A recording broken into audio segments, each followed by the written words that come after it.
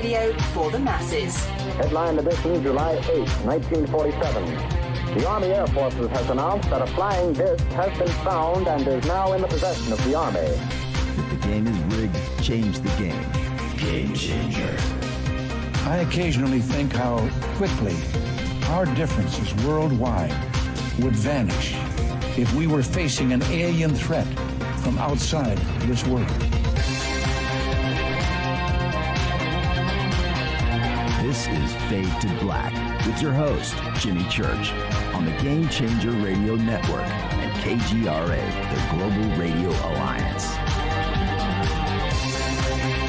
I need your help to get to the year 1985. You're listening to Fade to Black with Jimmy Church on the Game Changer Network.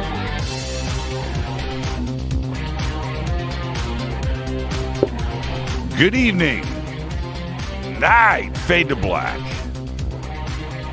Bespoke radio for the masses. Yeah, man. How you doing? Today is Monday, October 11th, 2021. 283 days into the new year. Only 82 days left.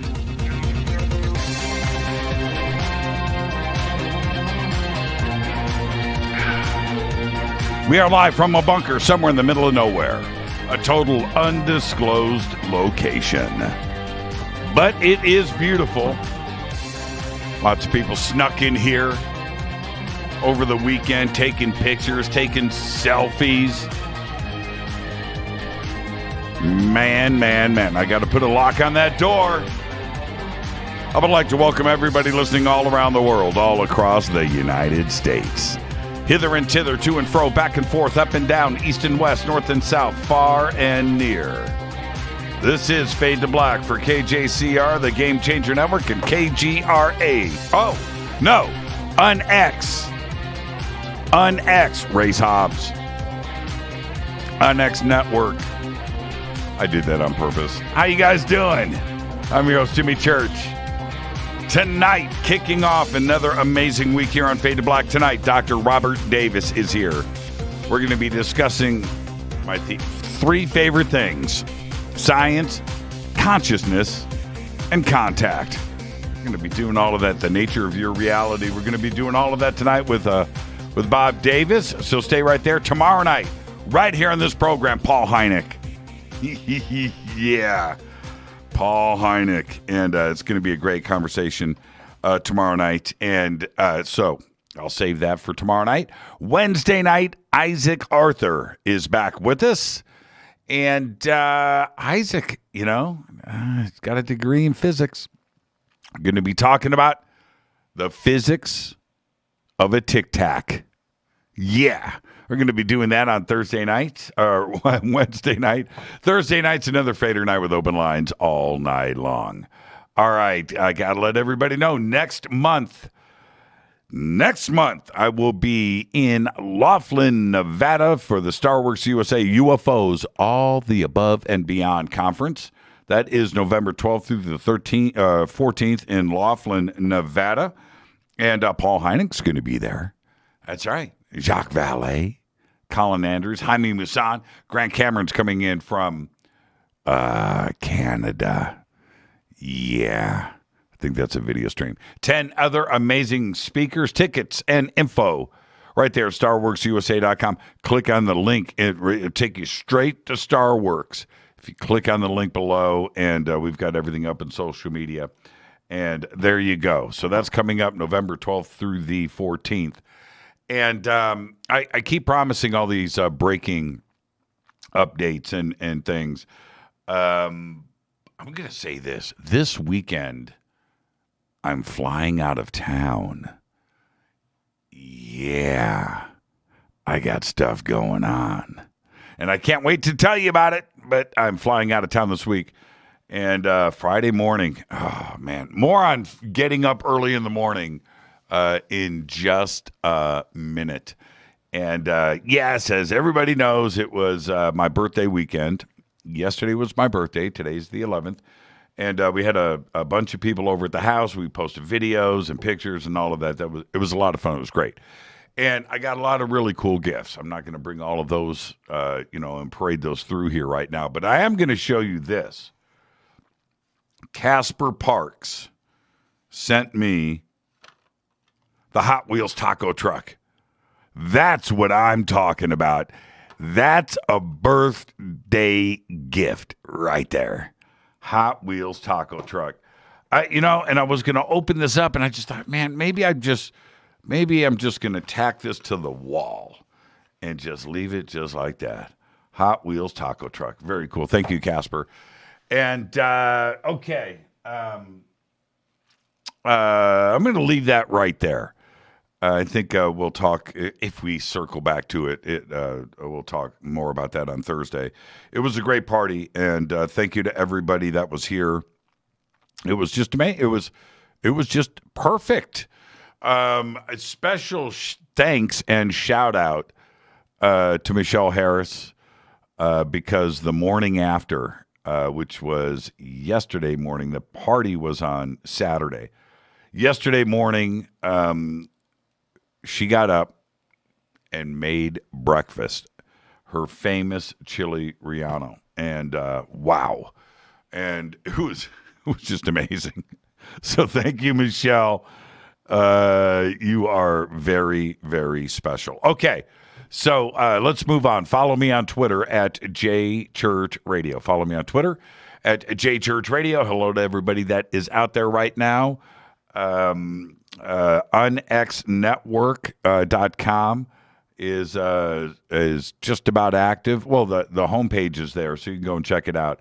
And on October 31st, the launch of Unx will happen, and there is some descriptions and stuff over at unxnetwork.com. And I was going to post the links out to it today. I'm just going to hold off. But if you want to go and check it out right now, it's unxnetwork.com. Race Hobbs. And it's going to be great. I am very impressed with what is going on in this launch. And you'll get to meet all of the hosts and all of the shows and all the programming on October 31st, big launch party. All right, so that's going down October 31st. Okay, all right. Follow me on Twitter at JChurchRadio. Hashtag F2B is the sandbox, and that is right there on Twitter. Was over in some of the chat rooms. Somebody just said, I caught this. The wind. I don't know where you are in the country, but I was watching people talk about wind, and I don't know. Let me pop this up in Twitter. Where is it's windy. It's so windy here. Where is everybody at tonight? Do you have winds? Because I am telling you right now, stuff blowing all over the place.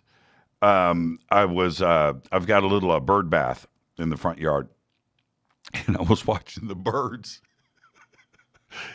Tried to take bird baths today in the wind. It was hilarious. It's that windy. But, birds got to take baths too. But, yeah, super windy. All right. Any questions during the show? Hashtag F2B right there. Hashtag F2BQ on Twitter. Let's get to the breaking news. This is so cool. Happened today. A memorial honoring Van Halen guitarist Eddie Van Halen in his hometown of Pasadena, California, was officially unveiled this morning, a little over a year after his death. Pasadena Mayor Victor Gordo and City Council members Tyrone Hampton, Andy Wilson, and Gene Masuda, and Felicia Williams watched as a plaque was presented near the City Convention Center, which is next to the Civic Auditorium, where Van Halen played 14 shows between 1975 in 1978. The text on the plaque reads, quote, "The Van Halen family immigrated from the Netherlands to Pasadena in 1962. Alex and Eddie Van Halen attended schools in Pasadena and began playing music together with Eddie on guitar and Alex on drums. Years later, the brothers formed the band Van Halen, along with bassist Michael Anthony and vocalist David Lee Roth. Between 1975 and 1978, Van Halen performed 14 concerts at the Pasadena Civic Auditorium and Conference Center. Regarded as one of the most successful bands of all time, Van Halen will forever be remembered for reinventing rock and roll and their connection to Pasadena." I mean, so cool. So cool. So that is at the Pasadena Convention Center and Civic Auditorium. And there's some really cool shots and pictures and flyers. Oh, man. A Van Halen at the Civic Center, like $2 a ticket. Back in the day. But very cool. I'm so happy to see that happened, and Pasadena recognizes. So there you go.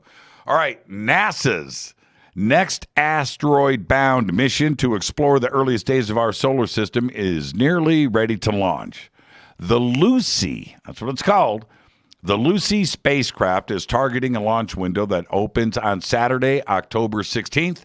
After blastoff, Lucy will make a 12-year journey to the outer solar system, where it will visit half a dozen ancient Trojan asteroids that orbit in the same path as the planet Jupiter. Lucy, and I know you're wondering about this, Lucy is named after that famous early humanoid skeleton that is roughly 3.2 million years old, the discovery of which has long been considered as a keystone in understanding human evolution. There you go. Well, some more big news. A notice has been posted on the National Press Club website announcing that Robert Salas will bring together military witnesses to inform the media about nuclear weapons tampering in the presence of UAPs. UFOs. That's right. This press conference will be produced by Robert Hastings, author of UFOs and Nukes, Extraordinary Encounters at Nuclear Weapon Sites, and, of course, Bob Salas, co-author of Faded Giant. All of this taking place on Tuesday, October 19th, a week from tomorrow, 2021, at the National Press Club in Washington, D.C. Things kick off at 8:30 a.m. Eastern Time, and I believe that Bob is going to stream the event only on his YouTube channel. That YouTube link has not been released to me yet.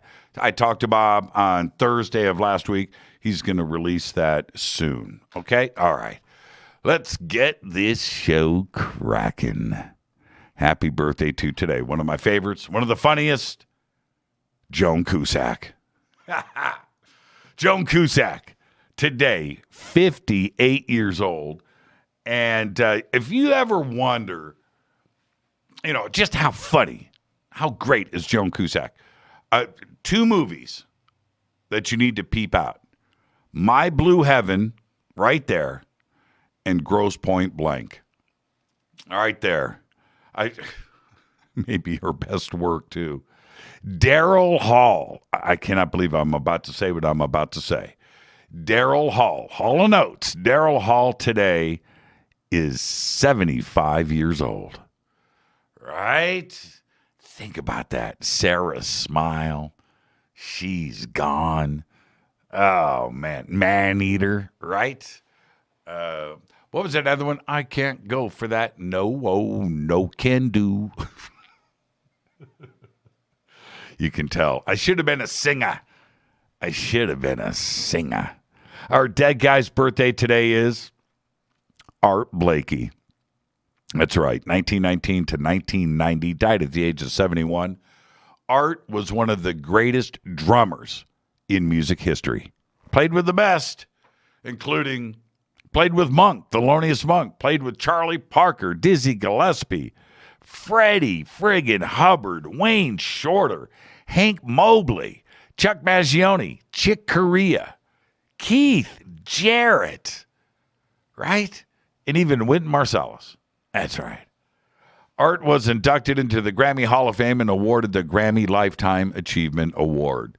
He died in Manhattan on October 16th, 1990 of lung cancer, 5 days after his 71st birthday at St. Vincent's Hospital and Medical Center. Happy birthday, Art. Just one of the greatest, period. On this day in history, 1968. It went down, 1968. Apollo 7, the first manned Apollo mission, launched. An 11-day orbit of the Earth, during which the crew transmitted the first live television broadcast from orbit. On this day in 1968. Unbelievable. Just think about how far the space program went from 61, 62, 63 to 68. 5 years, 6 years. Incredible. All right. Joan is the absolute funniest. She is. Kaz just said Art Blakey is the best. He is. Well done, Pasadena. Man, I love Twitter. Twitter's so cool. Fate or Not's made Twitter just an unbelievable place to hang out. All right, hashtag F2B. Go check out the sandbox. All right. Fate or Fact. I'm not making this up. Yeah, one of the bestest movies ever. It's no doubt about it. Grosse Point Blank. I love that movie. I mean, you know what? In Grosse Point Blank, I've got stuff I need to discuss here, folks. But in Grosse Point Blank, there is a moment at the high school reunion dance. And John Cusack, he's a hitman, and he shows up at the dance. And this old schoolmate of his, it turns out to be his sister, Ann Cusack, has a baby. And little, I don't know, a couple months old, hands the baby to Cusack, the hitman, right? He's holding the baby. But at that moment, I think it's Under Pressure, right? It's Queen. And that emotional moment in that movie is just killer. It's so funny. It's just great start to finish. But that scene is pretty cool. All right, where am I? Where was I going? Oh, Fate or Fact. Can you tell I partied all weekend? Fate or Fact. In the Amish subgroup called Reno, that's Reno, check it out, the men only wear one suspender. Yeah. One. Kind of like Michael Jackson, just one glove, right? All right, there you go. Tonight, very special guest, Dr. Robert Davis is here. We're going to be discussing my 3 favorite subjects, science, consciousness, and ET contact. We're going to be doing all of that tonight, the nature of our and your reality. So that's tonight. Tomorrow night, Paul Hynek is here. Call him the show tomorrow night, the new Blue Book. Where am I going with that? What are we going to be talking about with Paul? Check it out tomorrow night. And Wednesday night, Isaac Arthur is back with us. And I got to tell you, we're going to be talking about the physics of a tic tac on Wednesday night. Last night I was talking to Isaac, and we just got hung up. It seemed like forever. It was a late night phone call too. Just talking about science and physics and ET and contact. It was just an incredible conversation. I kept talking, Isaac, stop. This is the show. But yeah, so great. And I love Isaac. All right. And Thursday night's another Fader night with open lines all night long. Okay. Windy here in Hawaii. That's from George Beck. Yeah, I think it's windy everywhere. I don't know what's going on.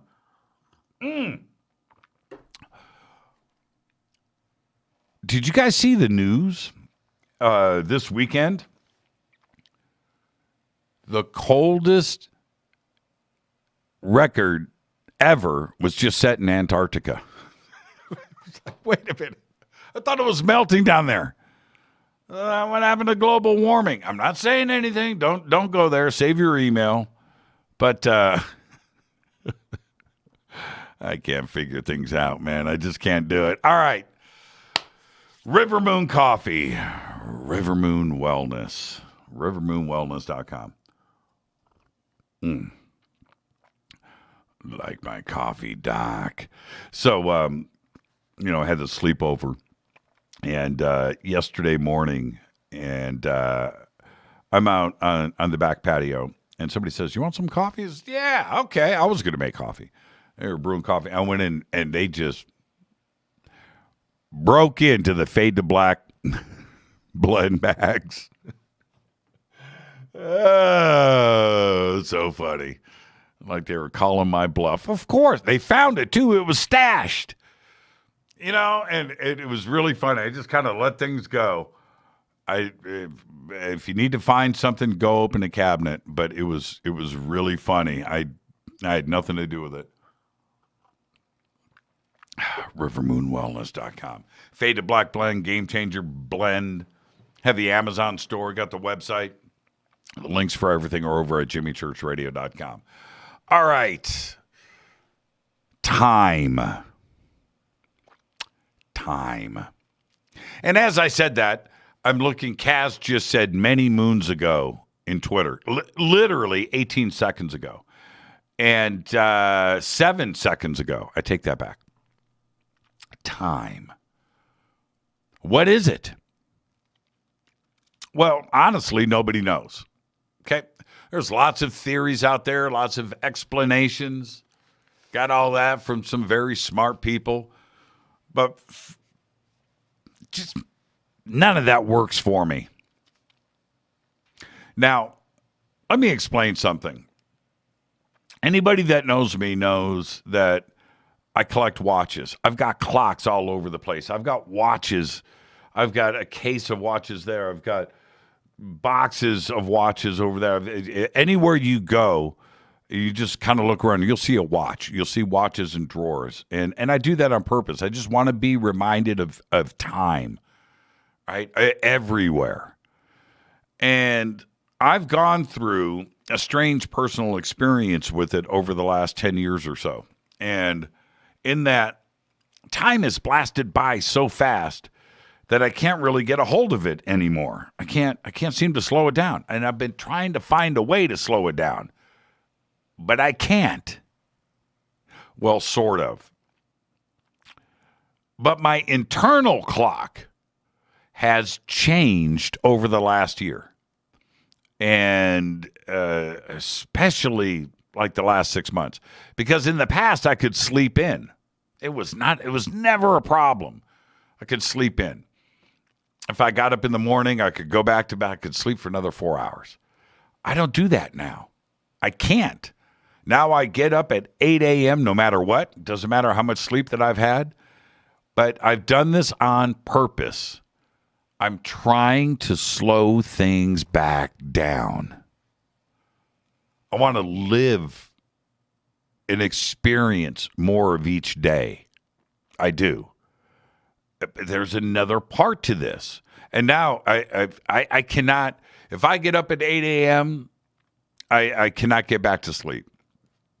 I just can't do it. And I have told myself, experience all of the day that you can. But our brain is set to a 24-hour clock. And there's a couple of weird things about this and how we experience time. Because if you are not seeing the sun come up or go down and you're in a cave or you close all the windows and you just cut everything off from civilization, your body, your brain, your cell, everything is on a 24-hour clock. You can't change that. It's part of evolution and the cycle of the sun, day and night. And this is the reason for that. And if you start to recognize this, maybe you can start to slow time down again. Slow it down. And it's because of this.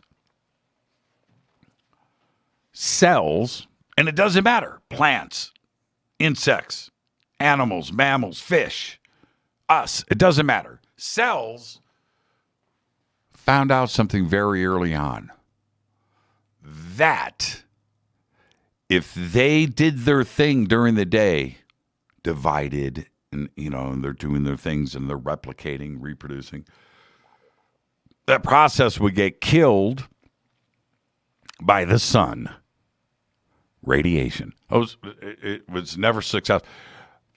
At night, when there's no sun, all of those reproduction cycles lived. There you go. And our body is on an internal clock that is part of our DNA, and the rest of the world runs the exact same way. That's it. So even if you don't see the sun, your body is still going to go through that same cycle. It's going to be on that same clock. It's just the way that it is. And if you try to alter that, like sleep too much, sleep during the day, you're messing things up. And suddenly, life blows by you, speeds up. You don't want to do that. You don't want to do that. And if you are, sleeping half of the week, you're experiencing half of what the reality is. You're speeding things up. Think about that. So that's what I have done, and I want to continue this. So my experiment is I need to slow things down. I need to slow it down. My weeks blow by so fast. The weekends are even faster. And I've noticed it. The last 10 years were a blur. It seems like a weekday to me. Not a week, not a month, like a weekday, like it never even happened. I got to slow it back down. I got to get that anticipation back. Yeah, time. Time is strange. And I'm going to talk more about this tomorrow night. This is Fade to Black. I am your host, Jimmy Church. Tonight, Dr. Robert Davis is here. We're going to be talking about science, consciousness, ET contact. We're going to get all of that in tonight. Really looking forward to this, so stay right there. Tomorrow night, Paul Hynek. Wednesday night, Isaac Arthur. And, of course, Thursday night is another Fader night with open lines all night long. Don't forget, October 31st, it's going to sneak up on us very quickly. It's the launch of the UnX Network. I'm your host, Jimmy Church. That's right. On the Game Changer Network and all those other things that we do. I'll be right back after this short break. Stay with us.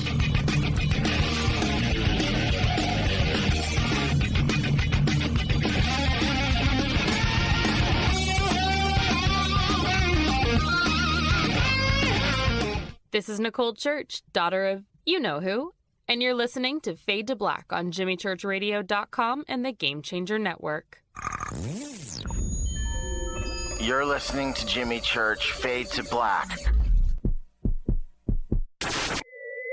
Fade to Black will now pause for alien identification. The station that talks the net. Introducing the Game Changer blend from Rivermoon Coffee that delivers a customized blend made specifically for the Fadernauts. If the game is rigged, change the game. It's a bolder cup with some bite. Game Changer is the coffee of choice for those that prefer an organic dark roast that is slightly lighter and milder, but it's still dark. With wild notes of pecans and chocolate with a rich, balanced, full-bodied cup that is roasted to perfection for a great coffee to start your day, as an after-dinner coffee or anywhere in between. Artisan, small batch roasted to perfection. USDA certified organic, all Rivermoon coffee is freshly roasted and packaged in the USA. Just go to rivermooncoffee.com or click on the banners over on our site and use the promo code F2B Blend for 15% off of your order today. rivermooncoffee.com. This This is the only way forward. This is Fade to Black. Make contact. This is Jimmy Church of Fade to Black, and you can get our podcast for just $2 per month.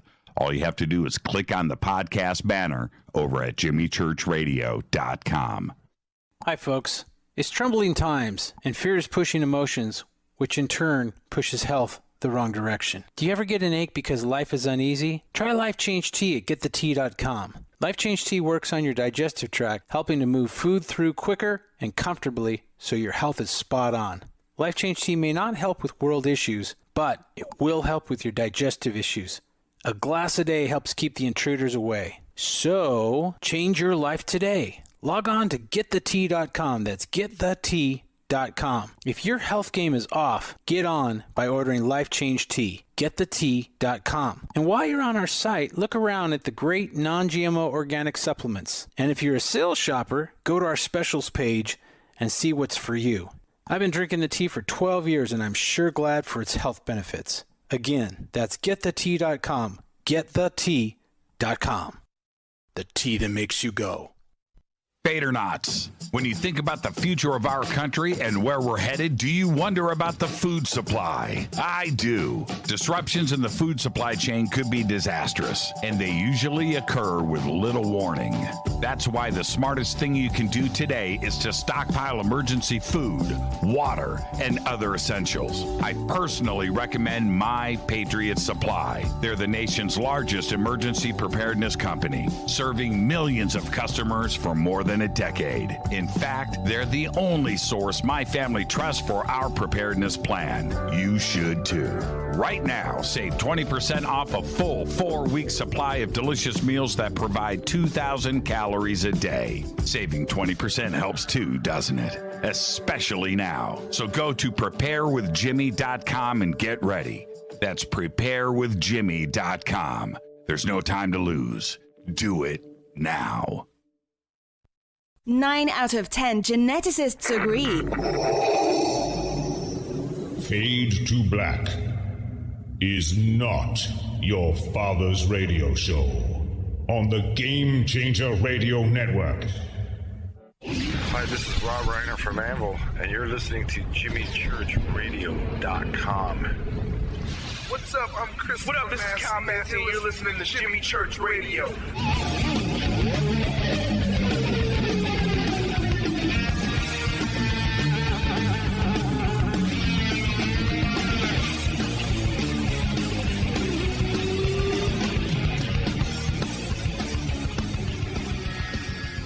All right, welcome back. Fade to Black. I am your host, Jimmy Church. Tonight, Dr. Robert Davis joins us. Tomorrow night, Paul Hynek is here. Wednesday night, Isaac Arthur. Thursday night is another Fader night with open lines all night long. Tonight, it's all about Bob.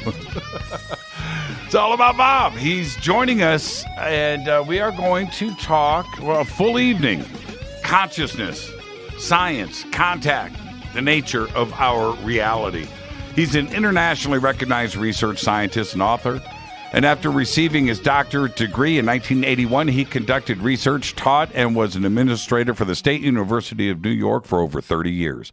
Bob has spoken about his research on the effects of the environmental and toxic stimuli on the brain and sensory systems in venues that vary from national and international scientific conferences to over 60 published research articles in scholarly journals. Since his retirement, he has spoken on over 100 national and international radio shows and podcasts about his recent research publications on the science of subjective and human consciousness. He has written 3 books, Unseen Forces, The Integration of Science, Reality, and You, Life After Death, and Analysis of Evidence, and, of course, the UFO phenomenon, Should I Believe. He is currently in pre-production, we're going to talk about this, on a project with Emmy Award-winning and fellow Fadernaut television producer and cinematographer David Beatty of Dreamtime Entertainment. And, of course, BobDavisSpeaks.com is the website. The links are over at JimmyChurchRadio.com. I'd like to welcome, well, sort of back to Fade to Black. It's been a while, too. Dr. Bob Davis. Bob, good evening. How are you, sir?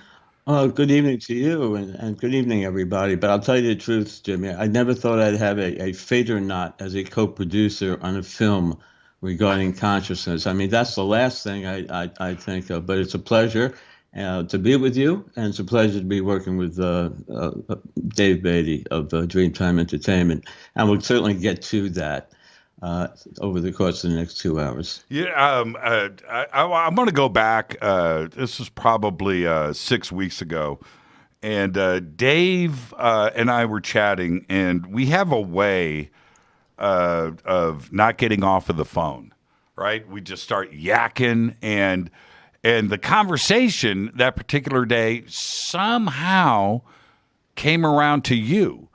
And Dave's like, you know Bob? I said, yeah, I know Bob. And he goes, I'm working with Bob on this project, or I want to, and we want to get this thing off the ground. We ended up talking about you for about an hour and a half, and I could think of better things, Jimmy. Really, it's just, you get a life, guys. Really. And this is the thing. What has always impressed me most about you and others that are free thinkers like yourself is that you have chosen to go against the grain of orthodoxy, right?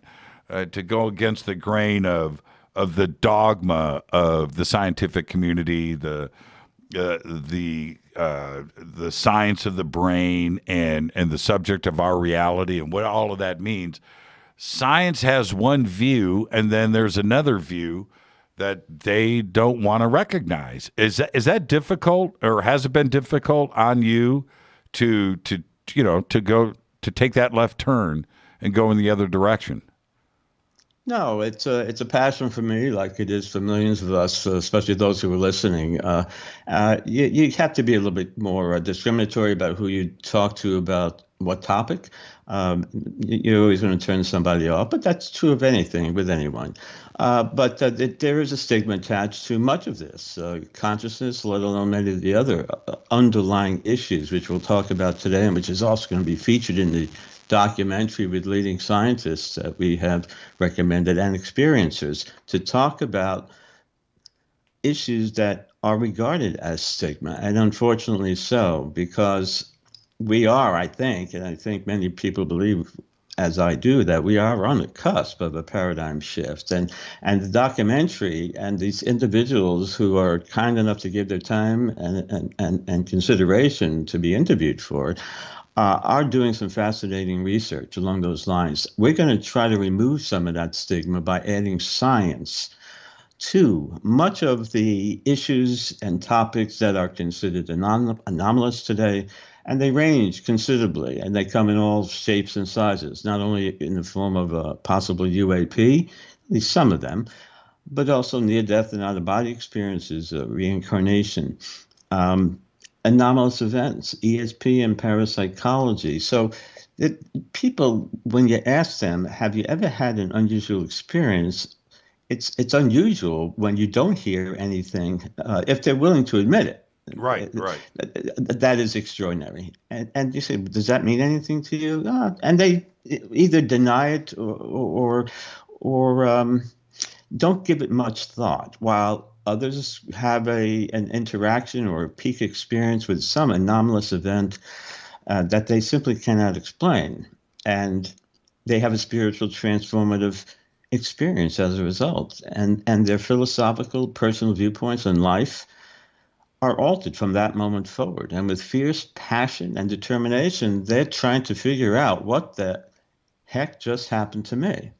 They're changed from that moment forward. And their dark coffee that you love to drink is going to taste very different from that morning forward.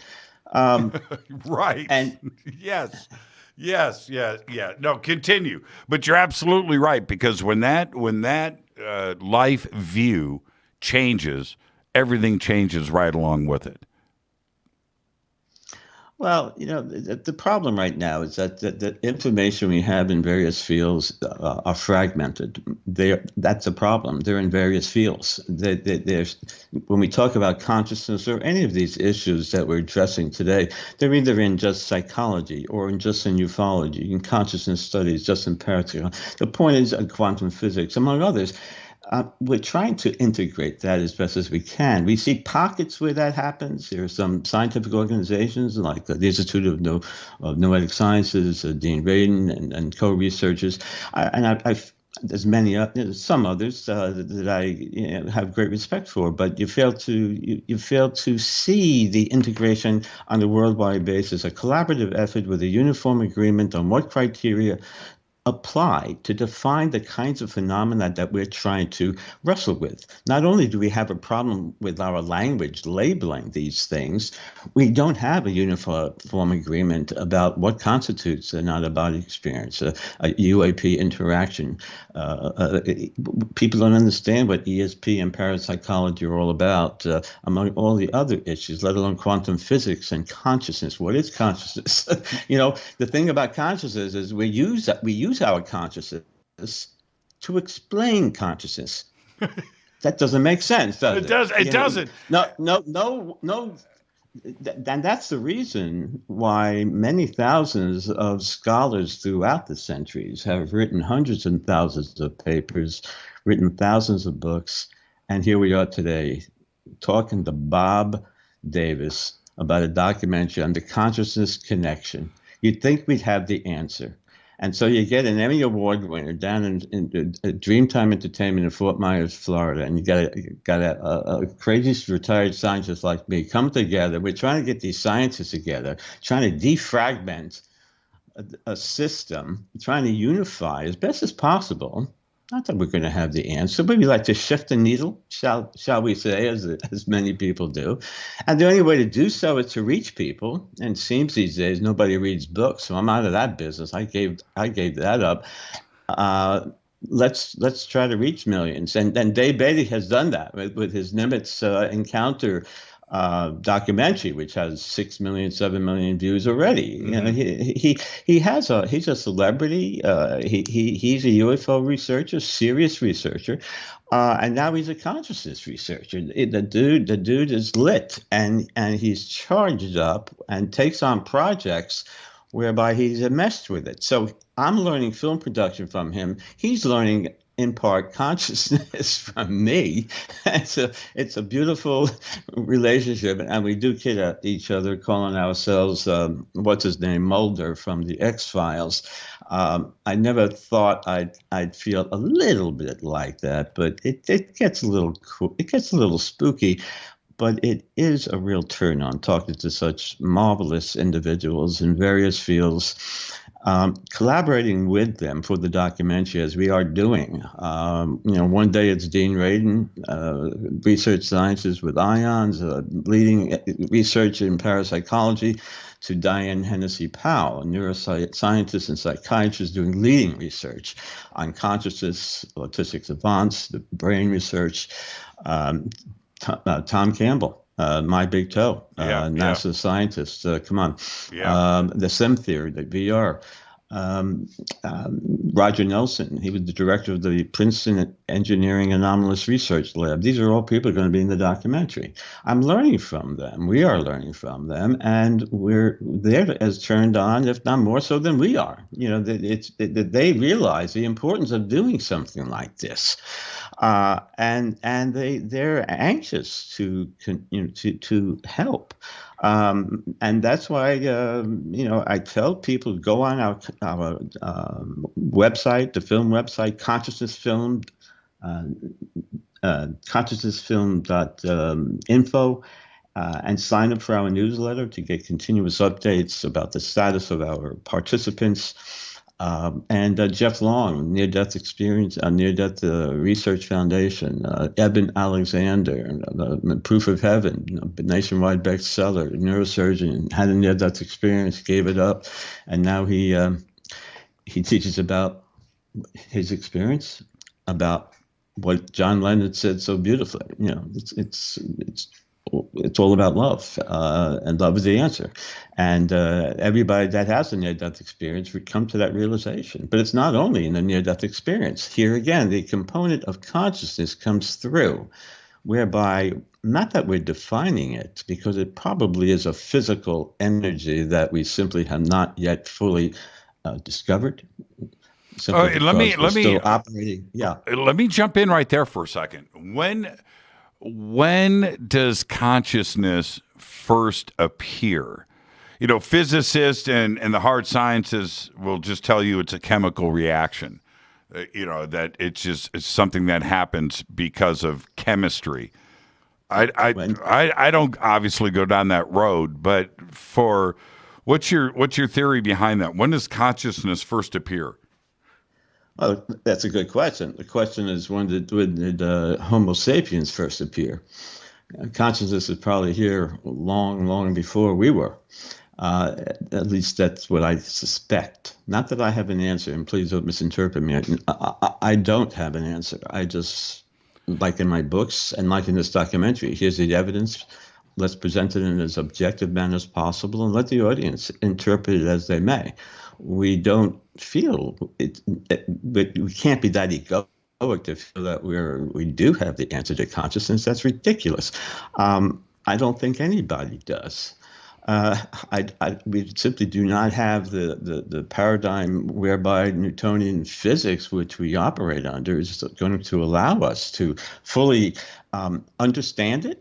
We may be able to detect some alternative type of energy, but to fully understand it and make it operational, functional, benefit in terms of enhancing human potential, which is theoretically possible. And this is where some leading researchers who are, again, participating in a documentary are going. They are moving in a direction that has the potential for a breakthrough in a way that, again, I'm biased, but when we enter into the equation that research is ongoing at major universities in areas that are quite profound, I cannot help but be fairly optimistic that we may be on some verge within the next 5-10 years on something astonishing in the area of consciousness. And it might help explain some of the anomalies that human beings have been experiencing forever. But consciousness probably has always existed. It's a fabric of our universe. We're a piece of that. We're connected to it, certainly. And let's try to figure it out, understand it, utilize it to our advantage, if at all possible. And we see hints of that, but we're on the cusp, and we have to shift that paradigm a little bit. Should we bring some quantum mechanics? And I hate to jump into that area, but some of it is proving to be fairly true as it relates to many of the anomalies that we are experiencing. Newtonian physics doesn't understand it. That's explained it. It seems that at least some of the principles, law of entanglement, superposition, et cetera, does, or at least certain aspects of it does, far better than gravity and inertia, which we love and we need and we benefit greatly from. And we need to understand that aspect of the physical phenomena associated, for instance, with UAPs, because that is a real issue. And we'll talk about that, please. But there's more than that. There's a non-physical component, it seems, as well. You know, when the universities and groups around the world dive more and more into brain research, and there's a lot of that going on right now, they inevitably go into this realm of consciousness, and that's where the brain research is taking them. And it's the same thing in physics. The more that they look into this, the question of consciousness and what it is, it steps up, but nobody wants to talk about it. You can't talk to a physicist about consciousness. They'll change the conversation. And all of the hard sciences do the same thing. Bob, why is that? When all of the research takes them in this direction, you're using consciousness to discuss science. Well, what's interesting is that contributes to the fragmentation of how we are approaching this overarching issue. It's probably the most critical, most fundamental of our time. What is consciousness? Because that tells us, I think, if we got the answer, it would inform us to a large extent about what is reality. And And some people think they have an idea based on some of the anomalous experience that they've had. And that's why it has such a profound impact on their personal philosophical viewpoints. It alters their views on life and death and spirituality, money. They become more humane.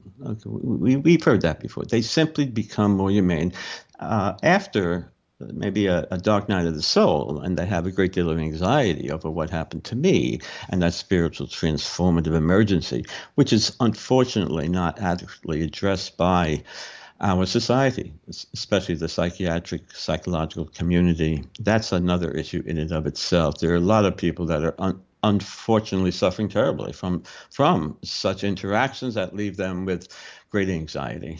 And nobody understands them, and they don't want to talk about it because of that stigma. And many psychologists do not fully understand it as well. That's another story that's I don't want to get into, but that's there are support services for those who have that STE, and I encourage those to try to find that for help. Now, it's important to find the right person. You've done a lot of near-death experience research, and we can discuss this in depth later, but one of the things that comes out of that research, and I think that we all recognize it, is that we continue. Our physical body may be done, shut down, the electronic system is, the off switch is hit, but we continue. And that is something that has been not only encountered by doctors and surgeons in operating rooms or paramedics and things where they have witnessed these things firsthand. And for them, that's the paradigm shift that they're looking for. But it also answers a lot of questions that consciousness and our soul, whatever you want to call it, it continues, doesn't it? Well, we can't be absolutely certain. I come from many decades of following the scientific method, which is an advantage, but also is a drawback as well. In many respects, it applies to what we're trying to research and understand right now. But getting back to your prior question, because it also relates to this, is that consciousness exists all over the place. And I think that might just answer it. Well, maybe that's a cop-out. And that's, again, trying to integrate the information that we have across all of the disciplines. Because if you talk to a physicist, they're going to describe consciousness in the form possibly of a virtual simulation or something else along those lines. You talk to an anesthesiologist or a medical physician, they're going to describe consciousness as a form of a state of alertness or wakefulness. You talk to a psychologist, you're going to get some diatribe on cognitive processing. And that's the problem. Here again, we're too focused. And where is this integrative, holistic, the sort of Eastern medicine as it may apply to this topic area? It lacks in our medical arena, where we don't have enough integration of holistic medicine, where we can learn about other non-traditional practices, which unfortunately are corrupted by business to a large extent, and have great respect for those that are competent in the field. But nevertheless, consciousness exists all over the place. It's microscopic at the subatomic level, the observer effect, a wave or a particle, collapse of the wave function based on observation, consciousness at the subatomic level. Then we see consciousness in terms of human-to-human interaction, human-to-physical system interaction. That kind of information transference, we see it with ESP, psychokinesis. ESP is real, everybody. In my mind, at least, that's one thing I will say with certainty. It's subtle, it's largely statistical, but it's unquestionably real. And anybody who doubts it has not read the literature. And that's true with all of this information. People have their minds made up before they read the evidence. Stanton Friedman kind of rationale, and he's right. I've talked to too many people like that. For whatever reason, that's another topic for conversation. But look, we see it on the global scale, the Global Consciousness Project from the Princeton Engineering Anomalous Research Laboratory with random number generators. Roger Nelson director of that. He's going to be as part of the documentary at the global level. Well, I want to talk about that. People, nobody knows that. It's phenomenal evidence that should be brought to the forefront to wake people up. But it doesn't end there. The macroscopic level and then the cosmological level. You know, as Rudy Shields, a physicist, he was a career scientist at the Harvard Smithsonian Research Laboratory. Okay, he worked with me on free. He's quite a character. He's brilliant. He even disproved Stephen Hawking wrong, and Stephen Hawking about the black hole, some theory that I don't understand. And Stephen Hawking publicly admitted that Rudy Shields was correct. The man was brilliant in his area. So, of course, he describes consciousness from a cosmological level. So he always told me, Bob, you know what a black hole is? What? He says, it's a neuron of God's brain. What's neuron. Yeah. It's a neuron of God's brain. Did you hear me? Yeah, I heard you, but I don't hear you. You know, what does that do for me? Yeah, this is where the right. He's going to be in the documentary. You know, that's strong. That's a strong. He's going to be, and he says, I don't want to let the cat out of the bag, but he has some cutting edge technology that someone helped create, patent waiting to be developed. So that's why I can't go into any details. Not that I know the details, but I have a general concept of it. It's built on some of the work that Dean Radin pioneered in his parapsychological experiments on mind-physical system interaction. Again, quite significant results. So it makes sense, however, given the success of those experiments done, I can't remember now, maybe 10, 15 years ago, that this could be the next, the next brand, the next thing, the evolution of it makes sense. Well, that's going to be addressed in the documentary, and Rudy told me that he wants to use a documentary as a platform to release this device that he considers a breakthrough. It remains to be seen. I don't want to tell everybody this is going to happen when it may not. I'm just being given information and sharing it. Given the source and others who know him, I think there's some promise. That's all I'll say. Let's stay right there. This is Fade to Black. We got to take a break. I am your host, Jimmy Church. Tonight, Dr. Robert Davis is with us. It's a full night of science, consciousness. We're going to get to ET contact after consciousness. We'll be right back after this short break. I'm your host, Jimmy Church. This is Fade to Black. Stay with us.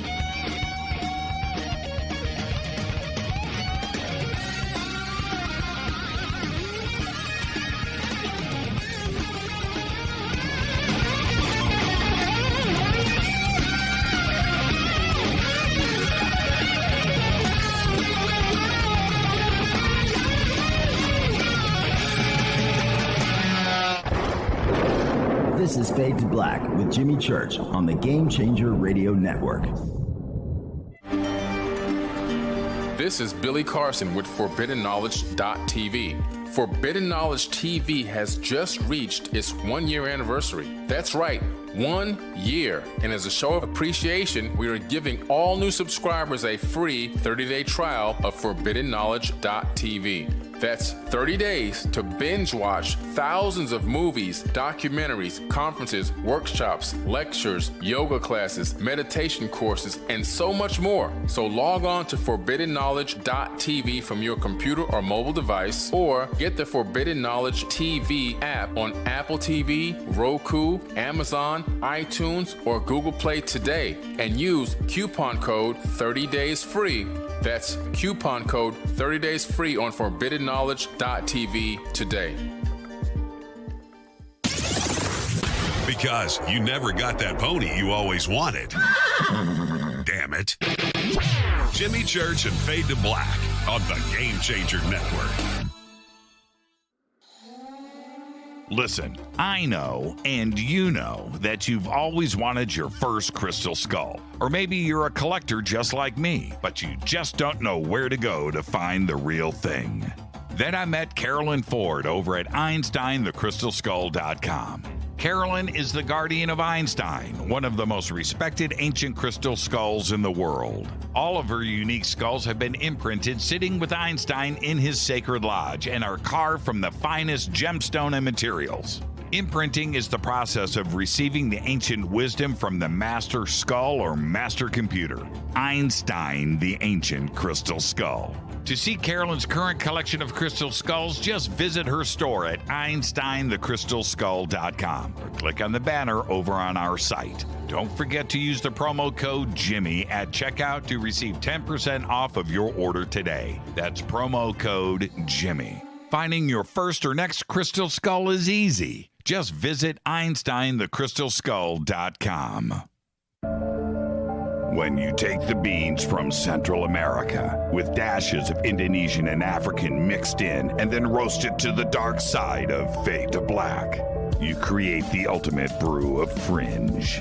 Introducing the Fade to Black blend from River Moon Coffee. Yes, River Moon's darkest customized roast was created for the love of Fade to Black.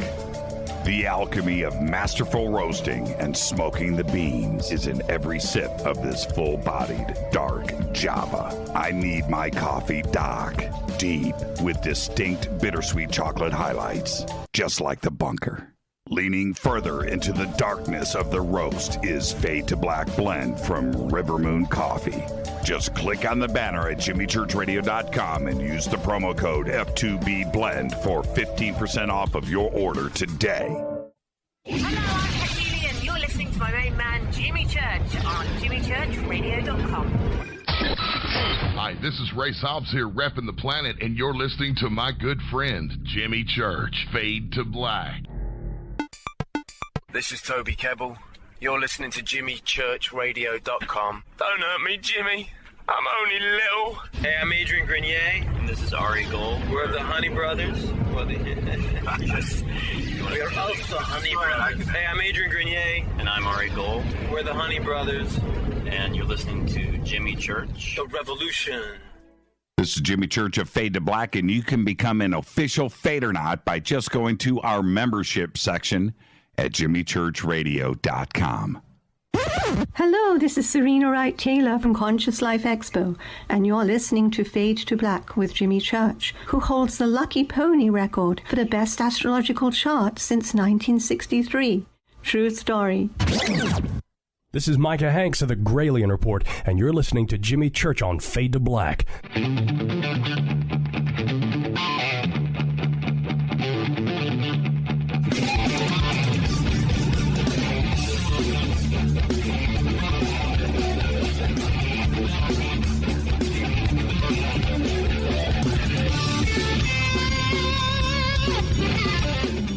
Welcome back, Fade to Black. I am your host, Jimmy Church. Tonight, Dr. Bob Davis is with us. Tomorrow night, Paul Hynek. Wednesday night, Isaac Arthur is here. Full physics quiz on Wednesday night. Thursday night's another Fader night with open lines all night long. Now, Bob, continuing, I want to go back, though. I want to go back for a second, where you mentioned that consciousness is at the subatomic level, down to the particle level, and which would explain a lot about entanglement and things. But, so, based on that, does this Hot Wheels car have consciousness? Are the particles that make up this vehicle, do they have consciousness? And think about this. When I asked, when does consciousness start? We think about, sperm and an egg and contact, boom. Is that the start of consciousness, or is consciousness already there? It's already in a sperm cell, before it meets the egg, right? Is this Hot Wheel, is this conscious? Well, I wish I had a definite answer.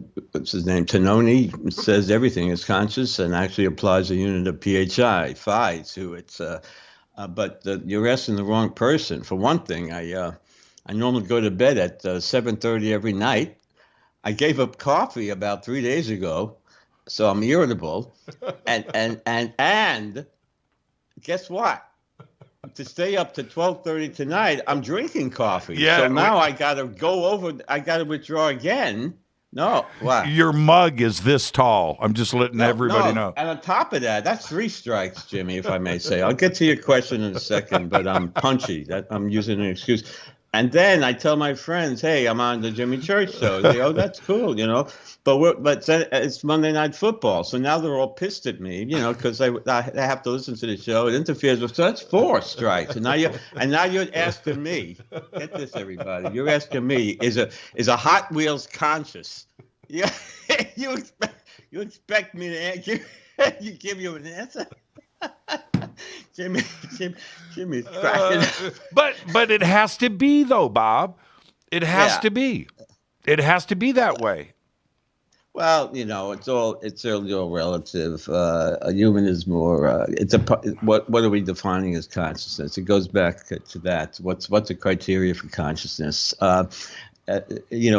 People who philosophers, maybe physicists, maybe get turned on by phi. Everything's conscious. While the physicians, the psychologists, the person in the street would look at you like like you're on Quiz Street. So the point is, it's who you talk to. Nobody knows. A rock, a rock can be conscious too. I agree with that. Look, it's how you define it.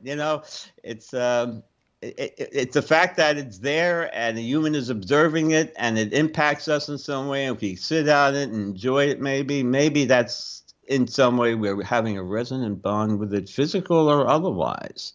And maybe that reciprocal transfer of information, as some people ascribe to, in all seriousness, represents an act of consciousness, no matter what it is. Another human being, or maybe a little bit more certainly sophisticated form of interaction, and thus consciousness, or higher unit of phi, right? Is this panpsychism? I think that's what's the current concept. Maybe I get them all mixed up. Every other month, it's a different theory, but there's some logic to it. Hard to prove, of course. But the thing is, human to physical system interaction, there does seem to be an interaction and an effect where the human mind can actually impact the physical systems. We see it on an individual level, where an individual can literally modify a distant interferometer in an up or down manner based on the direction of their will alone. And far more times than not, they significantly do that appropriately. Then we not only see it on the individual level, let alone the subatomic level, where, again, an electron may assume a wave or a particle based on whether or not it's being observed. What everybody's familiar with, that Einstein term, a spooky action at a distance, which he later admitted to being real but unexplainable. Well, that says something. Consciousness there, as you mentioned prior. We see it here, and then we see the global consciousness scale. Well, what is that? Many of your listeners are well aware of this. I'm sure it has been addressed on your show several times on different formats. But random number generators, to try to do it quickly and relatively superficially, but to get the concept across, random number generators, 100 of them were stationed worldwide. They were downloaded into a server located at Princeton University, again at the Princeton Engineering Anomalous Research Laboratory. These are random number generators developed by Roger Nelson, the director of the lab. So theoretically, they're only going to generate a 1 or a 0. Over time, 50% of the time, it's zeros. The other 50% of the time, of course, it's ones. And as on 24/7, these things operate on a random basis. Not surprisingly, they're random number generators. Mm-hmm. Right? Casinos make a lot of money on that, right? But then something profound happens on a worldwide level. a global catastrophe. Sorry to even mention it, something like on the order of 9/11. These random number generators collectively contribute to the finalized data point in Princeton Research Laboratory shows a significant deviation from randomness. They become statistically non-random. It doesn't only happen then, but also at other terrible events, more often than not, unfortunately, like a terrorist attack or the tsunami incident that devastated Southeastern Asia back in 2004.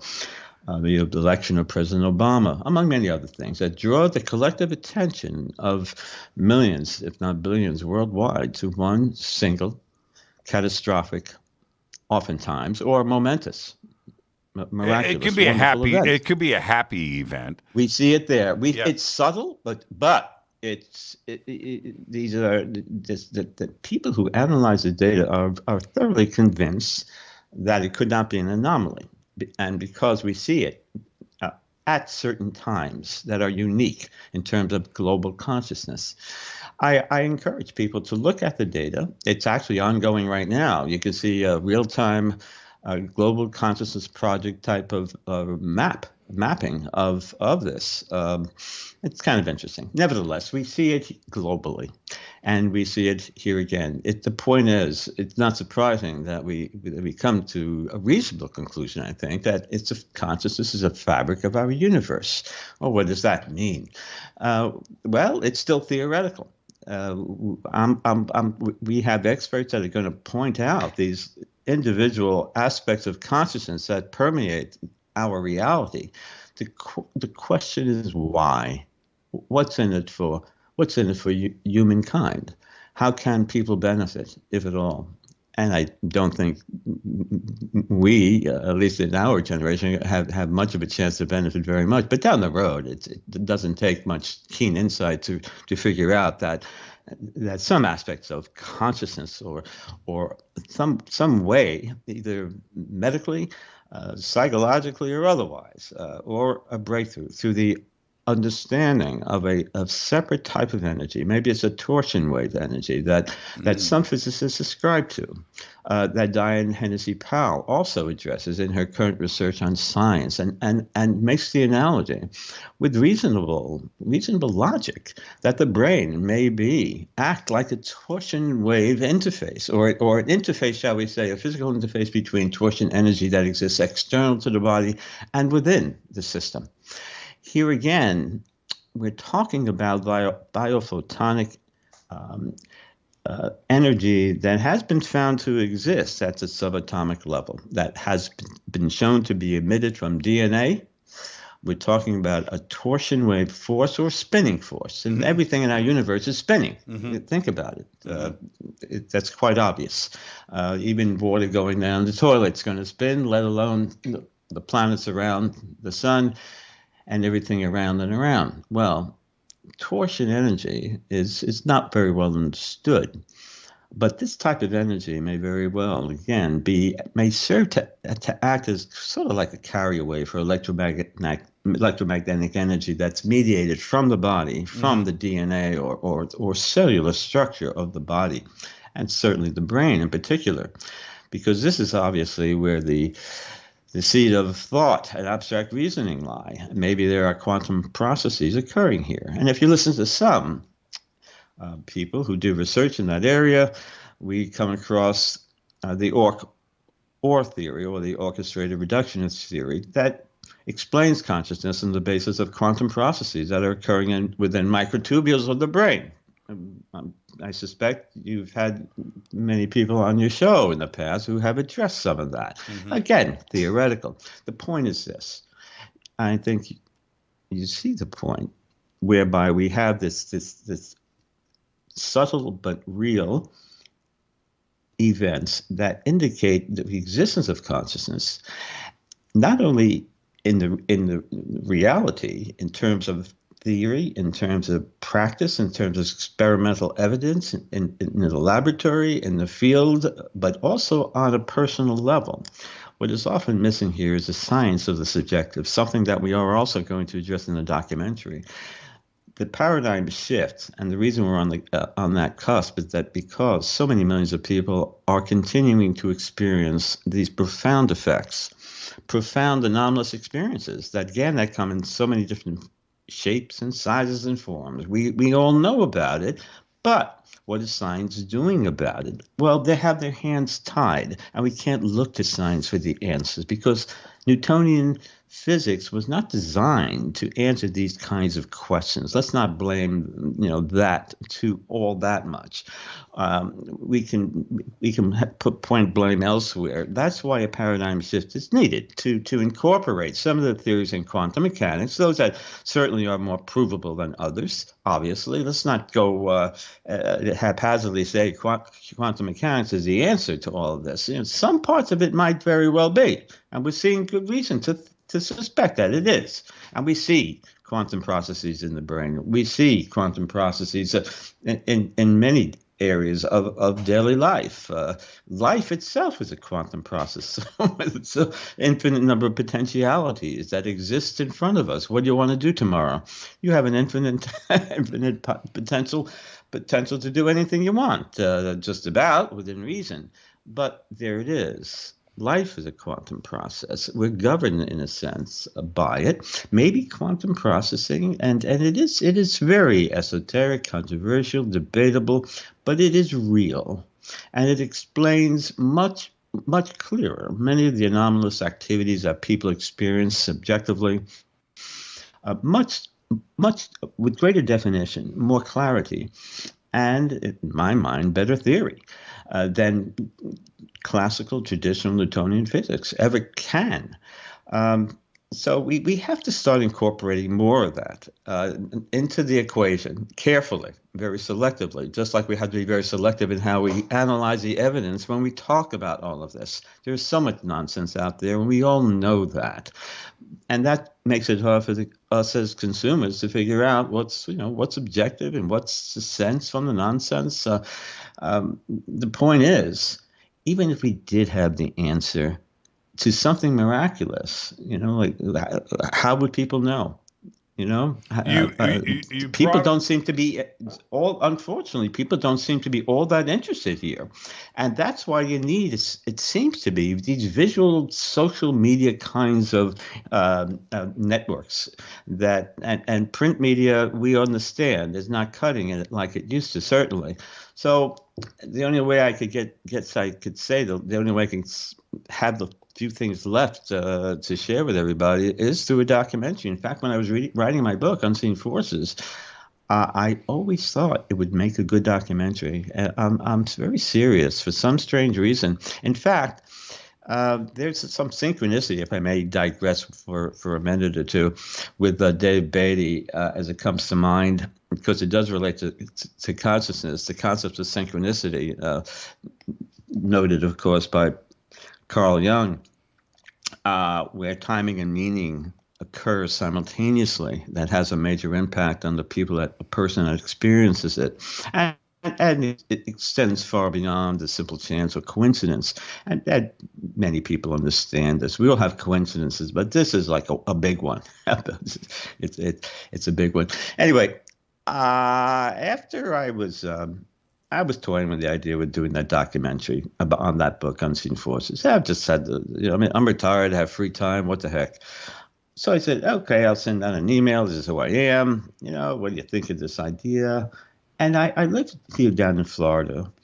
And so I thought I'd send it to somebody in Florida. Randomly, I see a name of a company. It just rang for some reason. I send it out. I get a call. Hello. Yeah, this is Bob Davis. Yeah, I'll send you my book. Sure, that'd be great. Yeah, you want to meet? Sure, we'll have lunch. Blah blah blah. Who are you? Dave Beatty? Oh, Dave Beatty. Yeah. Okay. How do you spell that, Dave? That in. Okay, Dave Beatty. All right. Yeah. I didn't know who Dave Beatty was. I knew what the Nimitz Encounters was, but not Dave Beatty. So my first mail goes to Dave Beatty. Nope. Okay, figure that one out. lot of producers in America, right? Yeah. We're talking. Maybe at Nimitz Accountants, we're having lunch, overlooking Port Charlotte Harbor, nice little restaurant. You ever hear of the Nimitz? Sure, I saw that documentary. Great documentary. I don't look at names. I don't look at credits. What the heck? Why do I care about credits? Dave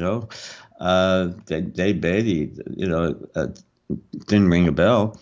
Well, I'm Dave Beatty. I produced it. Oh, that's great. Oh, good. That's good. I didn't know he was, he highly recognized for his work. That's right. And not only that, let me just get to not only that. Then he calls his friend Gary Voorhees, who was the radar guy on the USS Nimitz, right? Mm-hmm. Who I had the pleasure of meeting at Mike Murdaugh's CE5 up in Darby Ranch in Tampa. Wonderful people. Nevertheless, Gary and Dave are good friends, right? He was in Dave's documentary, and Dave's talking to him and says, "Hey, I just got this information from Bob Davis, and I got this book. You ever hear of him? You ever hear of him? I'm reading the dude's book right now." See, now at what point does coincidence just become a non-entity in these conversations? Right? I mean, it's up to the experiencer. Well, okay, Yeah, so let's back up though for a second. If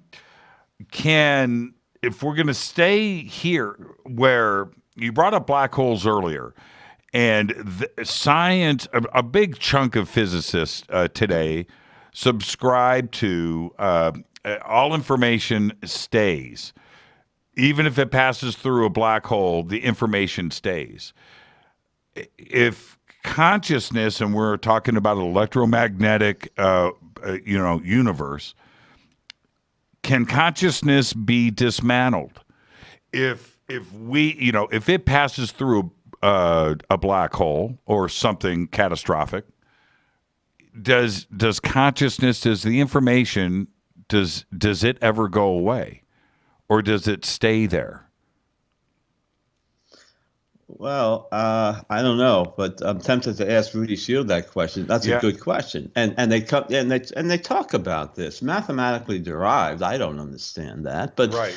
The envelope of the black hole contains all information. That's okay, right. How do you derive that, right? Right. And then you get into not only that, but there's an information field that exists over the planet, the ether. There's something out there beyond that we resonate with, that we are entangled with, that some people are able to interact with, to get this kind of knowledge or information that they somehow should not have been able to obtain with their physical senses, right? Right. ESP, all that stuff. It seems like David Bohm, that notable physicist, when he concluded that all reality is inseparably interconnected, he makes that point. He's not alone.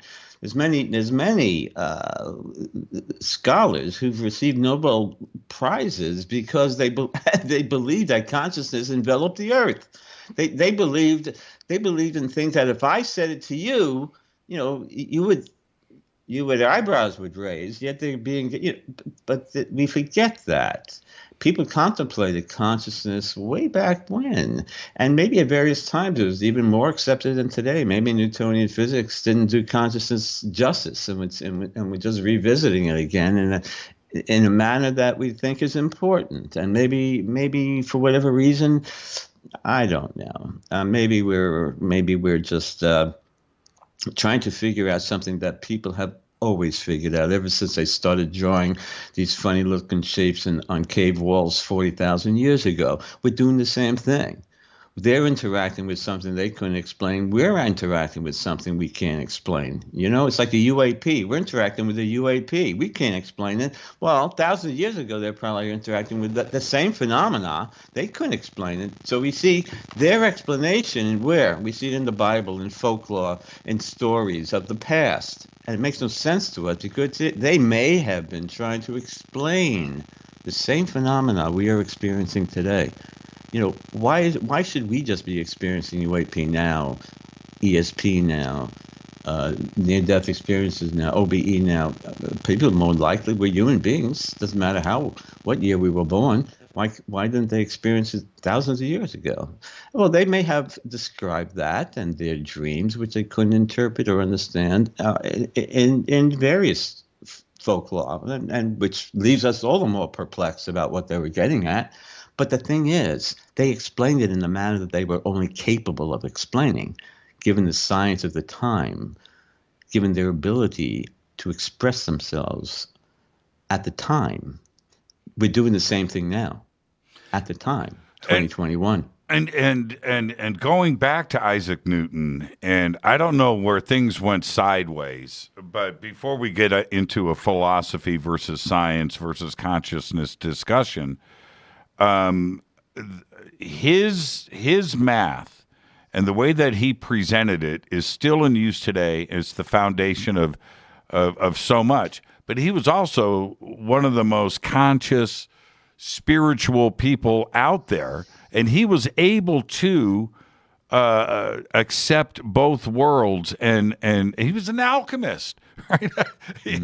and he was able to appreciate everything, and today science is completely separated from that, and so is philosophy and the consciousness community. It's been spread apart when just 300 years ago it wasn't that way. Why do you think the separation has happened over time? Well, much of it is science, and the distinction between Western and Eastern science. For Western science, they'll generally consider the surreal perceptual content of, let's call it a peak experience. And I get into that into the book, call it a peak experience for lack of a better term, a mystical event, something that, again, is transformative to the individual, generally positively over time. So whatever that surreal perceptual content is in the form of, again, NDE and OB, a UAP interaction, many other manifestations as well, or psychoactive effects, it's often written off to a psychological, neurobiological abnormality. It's explained away medically, usually, as a brain-based glitch, a misrepresentation of true events. Your consciousness and reality, a little glitch, or sleep transition disorder, hypnagogic, hypnopopic, or psychosis, depersonalization, reaction to stress. There's many ways you can easily write it off based on that. It's easy, and maybe some of them do apply. I don't know. Some of them have merit, but no, it's not. The point is this: the people that have these experiences, they're transformed, but they are sane individuals. They're from all walks of life. They're millions of individuals, and they are suffering needlessly because oftentimes they don't get the proper counseling that they deserve. But this is the point. The Western scientific community does not support the conclusion by those who have, with fierce determination, believed to have interacted with another reality or even non-human entities. And believe it or not, everybody, there are many people, hundreds of thousands, if not millions of individuals who do claim that to be the case. They can't all be psychotic. There is some good research out there. The Doctorate Research Foundation did a study. I was a part of that. And we published it in the Journal of Scientific Exploration. Over 4,000 individuals who claim to have interacted with in a physical or non-physical way with a phenomenon that included an unidentified aerial phenomena. More often than not, 75% of the time, they considered it to be a non-physical, often involving a consciousness, involving an OBE, floated up to another matrix reality, engaging with energy beings, the grays too, but the whole gamut of beings. But here again, they're transformed positively. And here, maybe that is the potential for us to better understand consciousness, and to possibly allow, if we understood it, maybe we can manipulate reality better. Maybe we can understand how to heal the body better. Because we do see too, although it's not conclusively proven, but there are instances where we do see healing effects, not only with the placebo effect, which does occur in about 30 to 40% of the people who are given a placebo. But we do see some instances where there are truly pronounced extraordinary healings that occur either based on prayer or interjection of some type, even interactions with UAPs. People claim to have had healing experiences. Bob, I need to take a break right here. I can't blow past this. Let me get this in. This is Fade to Black. I'm your host, Jimmy Church. I promise everybody we'll finish that thought when we come back after this short break. I'm your host, Jimmy Church. This is Fade to Black. Our guest tonight, Dr. Robert Davis. Stay with us.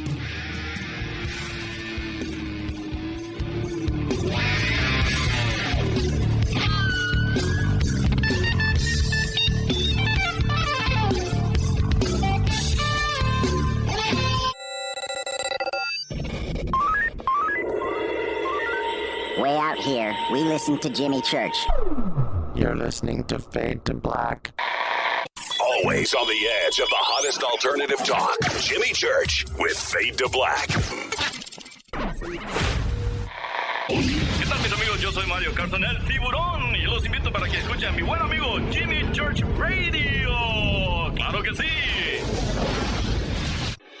Fadernauts. When you think about the future of our country and where we're headed, do you wonder about the food supply? I do. Disruptions in the food supply chain could be disastrous, and they usually occur with little warning. That's why the smartest thing you can do today is to stockpile emergency food, water, and other essentials. I personally recommend My Patriot Supply. They're the nation's largest emergency preparedness company, serving millions of customers for more than a decade. In fact, they're the only source my family trusts for our preparedness plan. You should too. Right now, save 20% off a full 4-week supply of delicious meals that provide 2,000 calories a day. Saving 20% helps too, doesn't it? Especially now. So go to preparewithjimmy.com and get ready. That's preparewithjimmy.com. There's no time to lose. Do it now. So, you love talk radio? Then you'll love TalkStreamLive.com. TalkStream Live is always on, 24/7 with the best streaming talk shows. Find your favorite talkers and discover some new ones. It's free, readily available online or on mobile with any smartphone or tablet. Finding your favorite talk shows all in one place has gotten a whole lot easier. Just go to TalkStreamLive.com. Be sure to download the free apps from Google Play or the iTunes App Store. You listen to us, and we listen to you. And so does the CIA. You are listening to Fade to Black with Jimmy Church on the Game Changer Network. Oi, oi, I'm Reese Evans. You're listening to Jimmy Church. This is Revolution. The revolution will not be televised. The revolution is on radio. Ciao.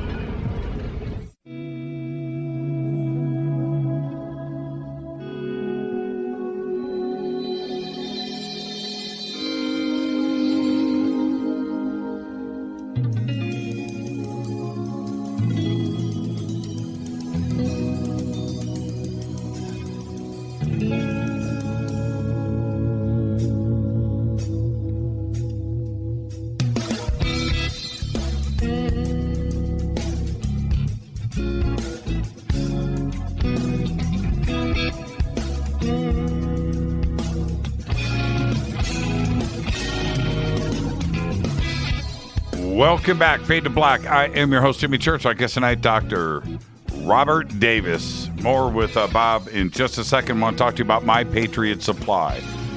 You need to be prepared right now. Things are going down, and look, you need to be the king or queen of your castle, of your family. You need to be prepared. When something happens, whatever it is, you just need to make sure that you're ready for anything.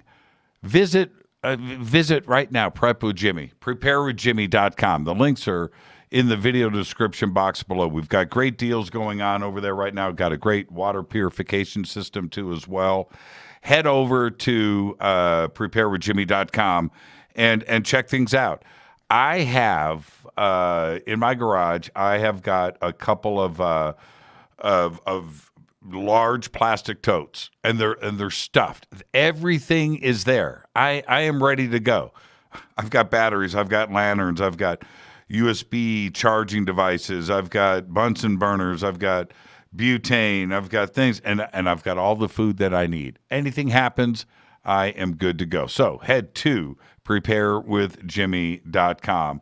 Our guest tonight is Dr. Bob Davis. And Bob, one of the points that we were just discussing right before the break, I think is one of the most important things when we're discussing the universe and the connectivity of everything and what consciousness is. Then we bring in UFOs, UAPs, contact with ET, where there seems to be a very definitive, nearly measurable thing that takes place. You put your thoughts there, things happen. And I don't think that is by chance when things start to show up. That indicates to me that ET intelligent civilizations out there understand consciousness, and they respond to us, even though we may not know what's going on. They do. There's something to the phenomena. There is something to the phenomena, and I'm so reluctant to give my 2 cents on it. I'll be very honest with you, because no matter what anybody says, we're probably wrong. And we speculate, and it's fun to do so. It really is. Right. And I change my mind all the time. We're entitled to a personal opinion. I just wrote a chapter for the book Beyond Reality that Ray Hernandez, a friend of mine,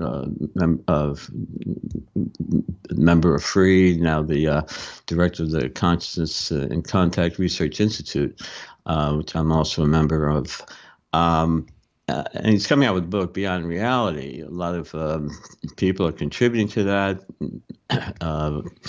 and from various science backgrounds, experiences. Fascinating book. And so I wrote a chapter.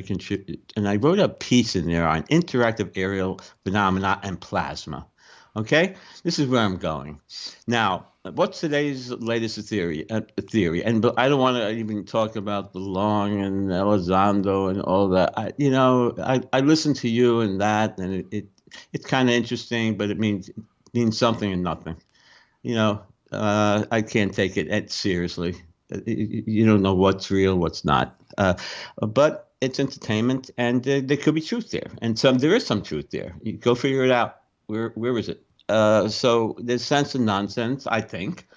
And we often ascribe or believe in things that are consistent with our belief. And we know that. We all make that error in inductive reasoning. We do it every day as consumers of information and products at Walmart. But nevertheless, we should try to learn by our mistakes and be objective as possible. Easy to say.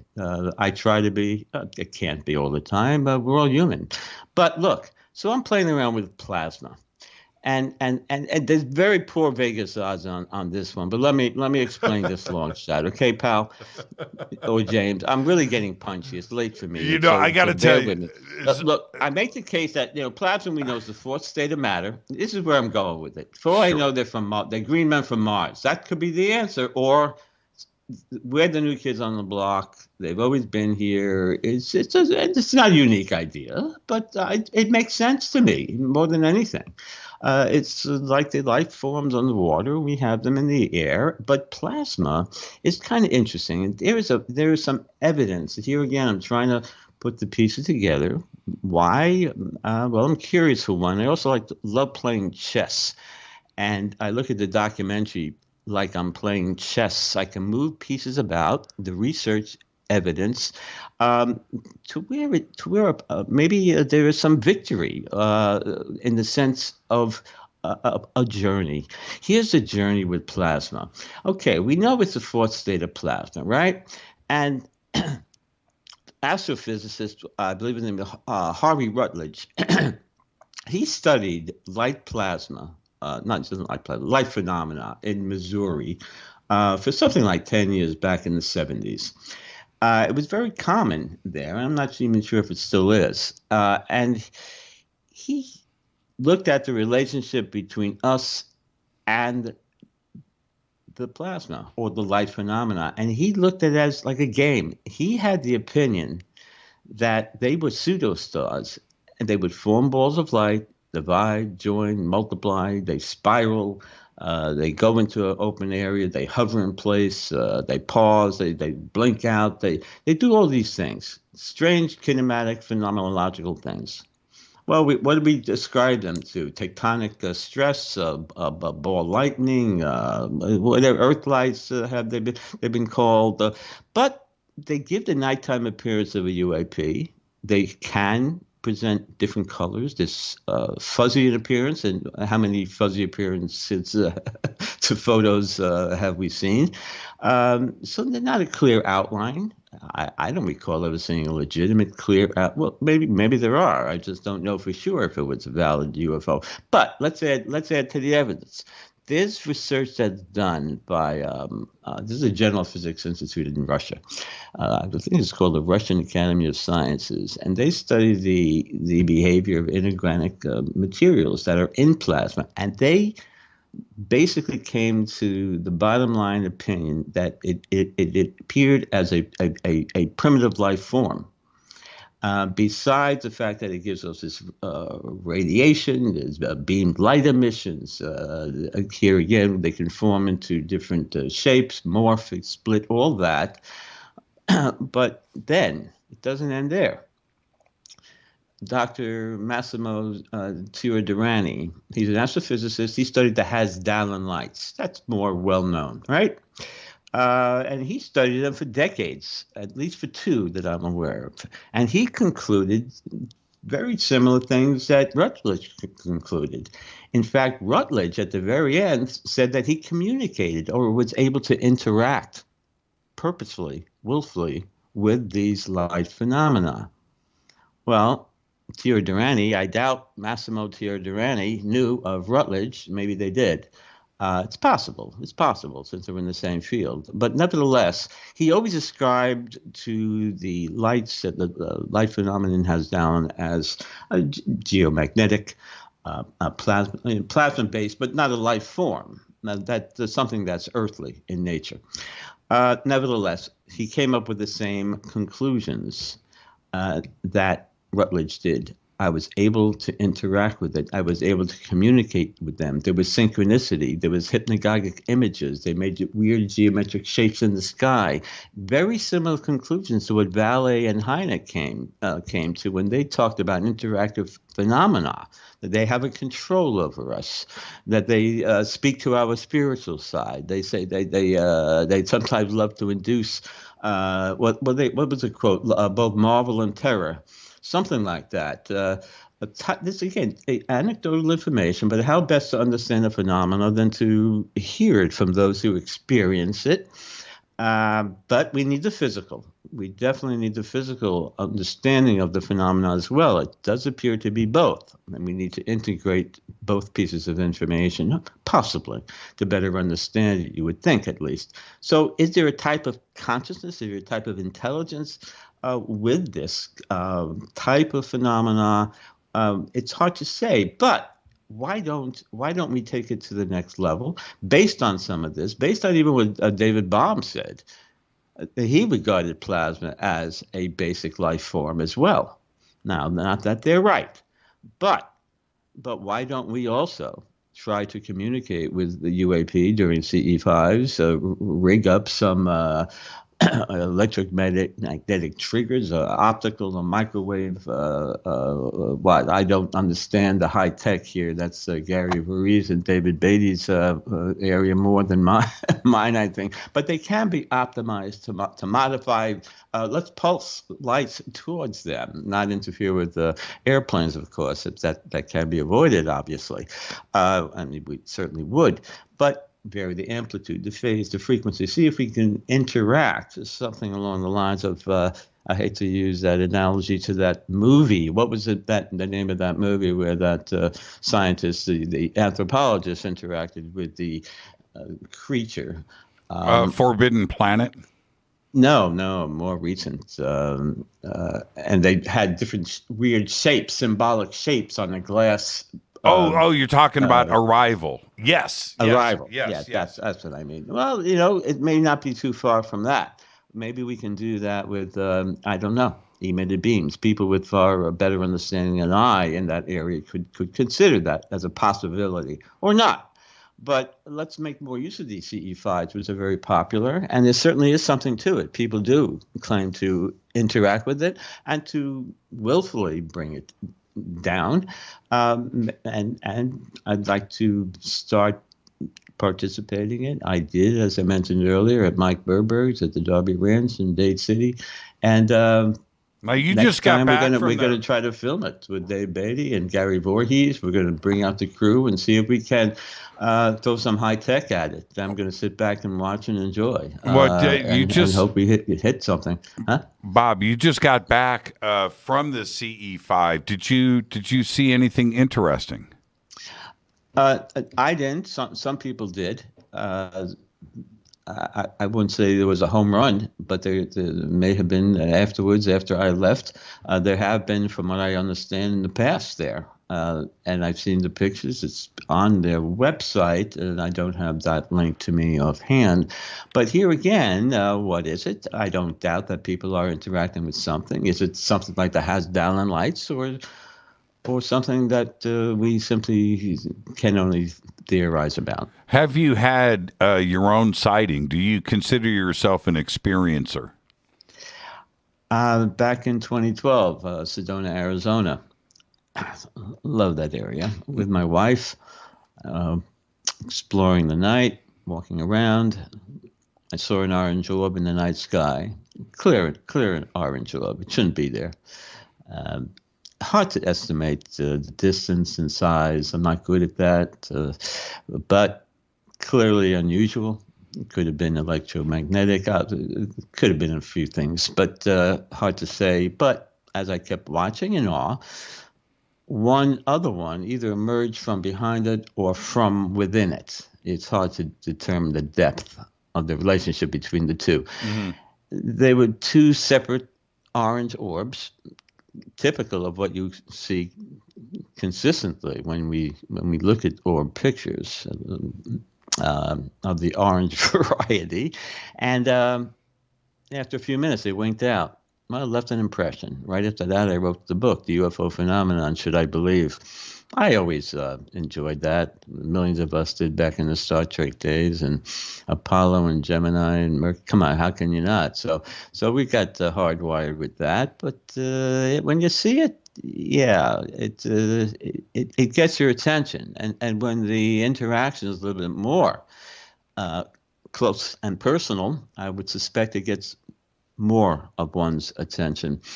And I don't think I want that. But I also, maybe 2-3 years later, had a shared death experience. A colleague who I did research with suddenly, well, let's put it this way. I woke up from a nightmare. I firmly believed I was suffocating. I felt like you're going to die. Couldn't breathe. But when I woke up that morning, right after that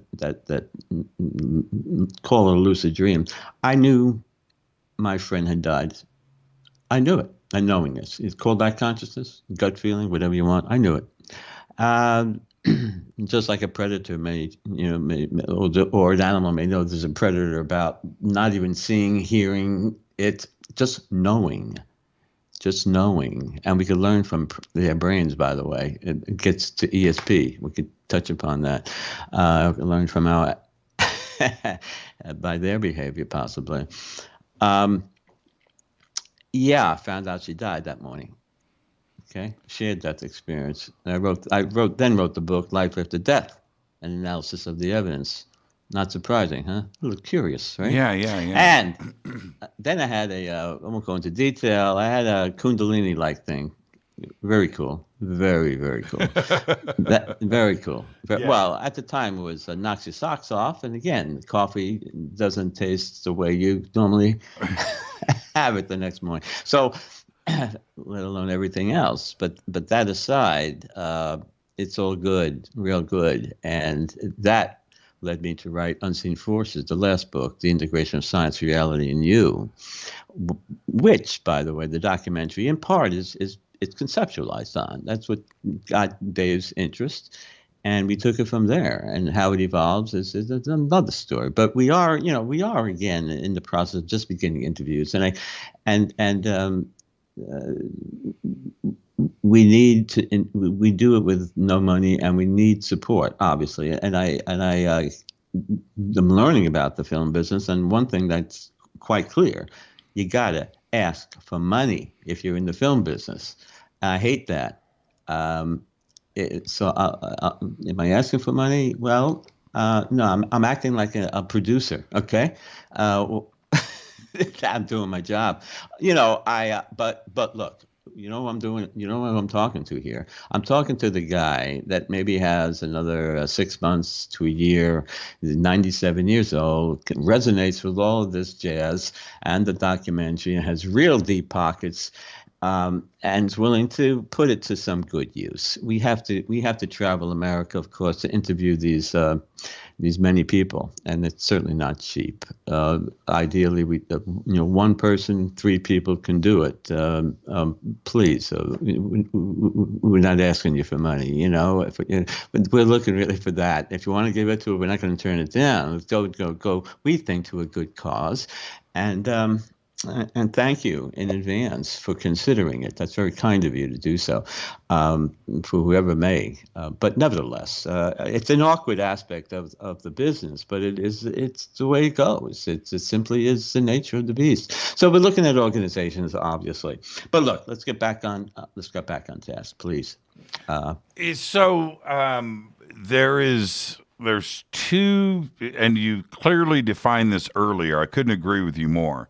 We have the things that are so easy to see at night, these energies, plasma, they're lit up, whatever they may be. And some of them may be physical.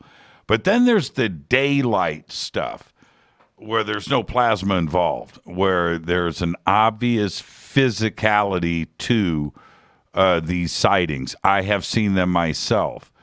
What do we make of that type of interaction that seems to be, Bob, some of these physical craft also phase in and phase out? There's some kind of interdimensionality to them, whether it's coming from another dimension, another universe, I don't know, but they certainly appear to show up and then leave. Yeah, or maybe I should buy stock in LMT tomorrow. Lockheed Martin. You can't dismiss that. You really can't. I don't dismiss anything.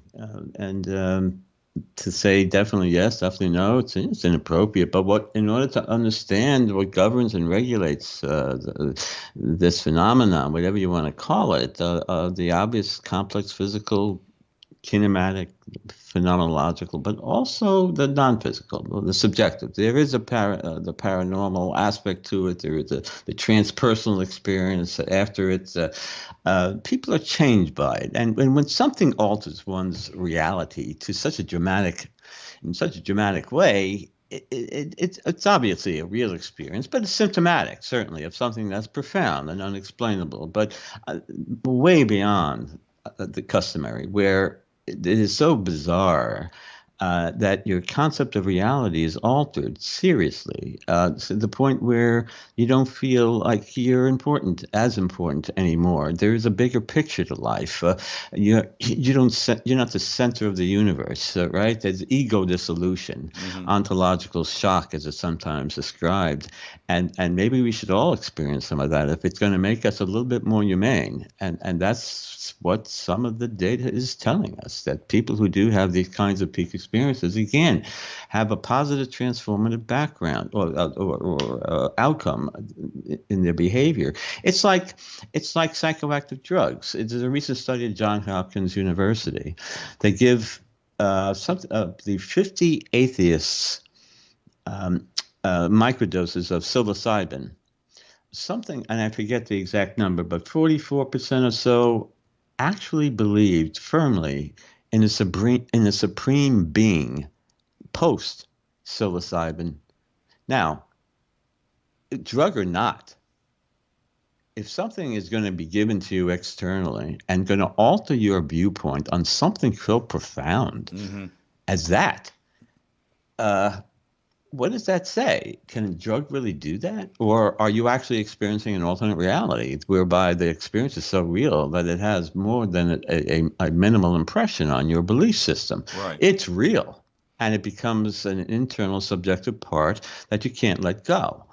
And with fierce determination, you have to find an answer. This is what people are experiencing to some extent when they interact with UFOs and their occupants, so they say.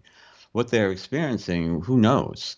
But, you know, if Greys are going to come down and collect sperm and ova from human beings on a cold table with cold, steely precision, why don't they just land their UFO on the roof of a sperm bank and go to the 6th floor and get all the sperm they want? You know, I don't get it. You know, it goes back to some of the stuff that people are talking about. You see the insanity, then you see the decency, you see the beauty, you see the love, and then you see the nonsense and the goofy part of it, the tricksters, all of that stuff. It's a mixture of sense and nonsense, and which makes the phenomena, all of these phenomena, a little bit more difficult to understand. But the point is this: when people have these out-of-body experiences triggered by either UAP, psychoactive drug, NDE, OBE, they generally have the same outcomes, the same psycho-spiritual positive outcomes, where they become less materialistic, more loving and caring and compassionate, more empathetic, more spiritual in nature, less interested in the stock market, and more family-oriented. So how can one change their viewpoints on so many important things in such a dramatic way from one incident, let alone many, which many people intend to have? Before we head to the break, I'll tell you this: the most spiritual person in the world is an atheist physicist when the plane is going down. I guarantee. I mean, that is a spiritual awakening right there at an instant. Bob, let's take our break right here. This is Fade to Black. I am your host, Jimmy Church. Our guest tonight, Dr. Robert Davis. He's written 3 books: Unseen Forces, The Integration of Science, Reality, and You, Life After Death, An Analysis of Evidence, and The UFO Phenomenon, Should I Believe? More with Dr. Davis when we come back. Stay with us. Hi everybody, this is Rob Halford, the Metal Guard on JimmyChurchRadio.com. Why is it we're not very good with our health regimen until it's too late? We don't put oil in the car until the engine blows up. When the body's out of balance, your health is not so good. Give your body some love. Log on to GetTheT.com. That's GetTheT.com. Try our Life Change Tea, which cleanses you from harmful intruders. A clean colon is one of the ways to bring the body in balance. We also carry organic supplements to help you get where you need to go. So do your body a favor. Log on to GetTheT.com. That's GetTheT.com.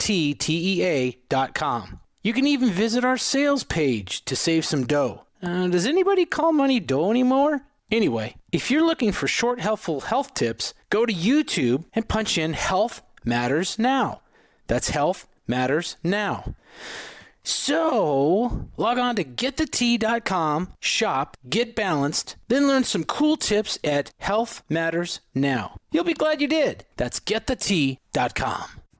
This is Jimmy Church of Fade to Black, and I only drink Fade to Black blend coffee from River Moon.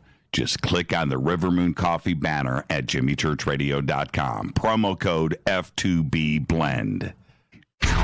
This is the only way forward. This is Fade to Black. Make contact.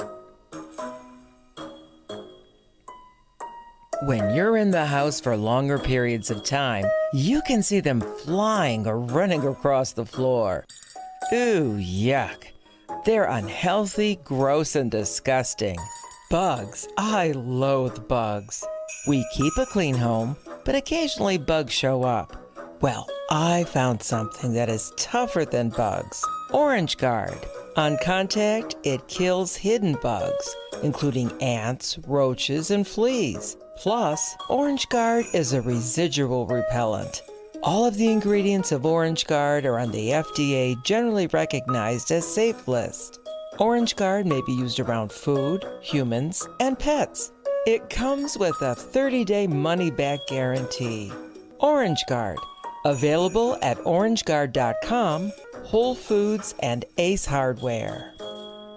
Gold loves chaos, uncertainty, and disarray. History shows us what gold does when people aren't sure about the government, the stock market, their jobs, or their retirement savings. Our national debt is skyrocketing. Gold and other precious metals are a defense measure against inflation and a stock market that might take years to recover. So what can you do right now to protect yourself? Call United Gold Group. We offer gold and other precious metals delivered securely within 72 hours. Are you worried about the stock market? We can also help you set up a real gold or silver IRA or a 401k. Safe and secure. United Gold Group makes gold ownership affordable. Call now and get up to $2,500 in free gold or silver with a qualified IRA. Call 800-753-8534. That's 800-753-8534 or visit UnitedGoldGroup.com.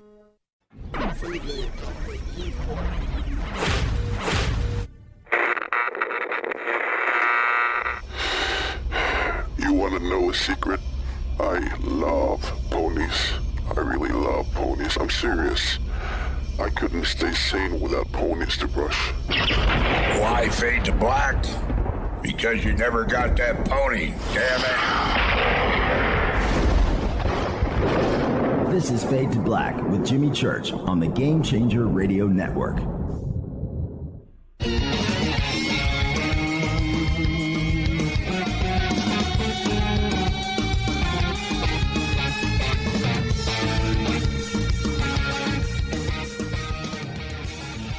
Welcome back, Fade to Black. I am your host, Jimmy Church. Our guest tonight, Dr. Bob Davis. And this has been the perfect night on the show for me. And earlier tonight, Bob, you mentioned ESP 2 or 3 times. I actually, in a weird way, I'm going to segue into this, but it may not be the way that you think. But I do believe that everything is connected. We have today I've had so many people on this show that have made some kind of conscious connection to something that seems to be off planet. Call it entanglement, channeling, whatever that definition is. But when these messages are coming through, is that a form of ESP that we don't understand? Are we talking about the same thing? And once this domino falls, it's just everything connected. Yeah, there's not enough research there. Here again, there's a stigma by the psychics. So what that implies, what it means, how the media treats it. At the Windbridge Institute, Julie Bichel's done a lot of well-controlled studies with the mediums who are trained to become mediums. Well, what is a medium? There's different kinds of mediums. I don't want to get into that, but they're using another sense to obtain information beyond their so-called physical senses. Maybe they're using another physical sense we just haven't identified it yet, somewhere in the brain. But it's an aspect of knowing, or tapping into a resonant field. Utilizing who knows, maybe torch and energy as a carrier wave. We can speculate, and with good reason. But mediums here in these experiments are coming up with over 80% accuracy in terms of information from deceased relatives about the person in another room who's shielded, well blinded from not being able to obtain any information. Well, is that from the deceased, truly? Or is it possibly, as you say, due to the super psi hypothesis, as it's called, some aspect of ESP, reading the person's mind? They try to control for that, and if you listen to the experimenter, they do successfully, and they do believe some of them are capable of doing just that, obtaining accurate information from the deceased. It's like near-death experiences. There are rare cases, excuse me, whereby the only possibility of obtaining the type of information that the person who had a near-death experience actually did was by actually experiencing another reality, interacting with another person who gave them information about, say, family. Well, if you talk to Eben Alexander, who again will be in the documentary, and whether or not he talks about it, I don't know, but you can see him on YouTube. He discusses it quite frequently. He obtained information from a woman he met during his NDE, and many of you are well aware of this story, but if I may, he obtained information from a woman who said that she was his sister who died, long before he was born, and gave him information that he shared with his parents. And when he did, once he was revived from his NDE, he gave that information again to his parents, and the parents looked at each other and couldn't understand how he could have obtained it. They swore they never gave him that information. So whatever you want to call these kinds of incidences, they happen. It's hard to document. It's hard to prove. It's anecdotal. It doesn't satisfy those that ascribe to scientific methodology and Newtonian principles. Here again, that's why we have to incorporate the science of the subjective. Look at human entanglement, not only from a consciousness perspective, not only from a laboratory's perspective, where Dean Radin has proven it, or the Consciousness Global Project, and Dean Radin will be again on the documentary, and where Roger Nelson and the Duns have proven it, Robert John, but also mediumship, and also people who have NDEs, the people themselves, the anecdotal evidence, the people who believe without a doubt, who have experienced an altered reality. We will have them in our documentary. The experiences, they're just as important as the scientists, if not more important. Who knows better about it, the anomaly, than those that experience it? Let's listen to them.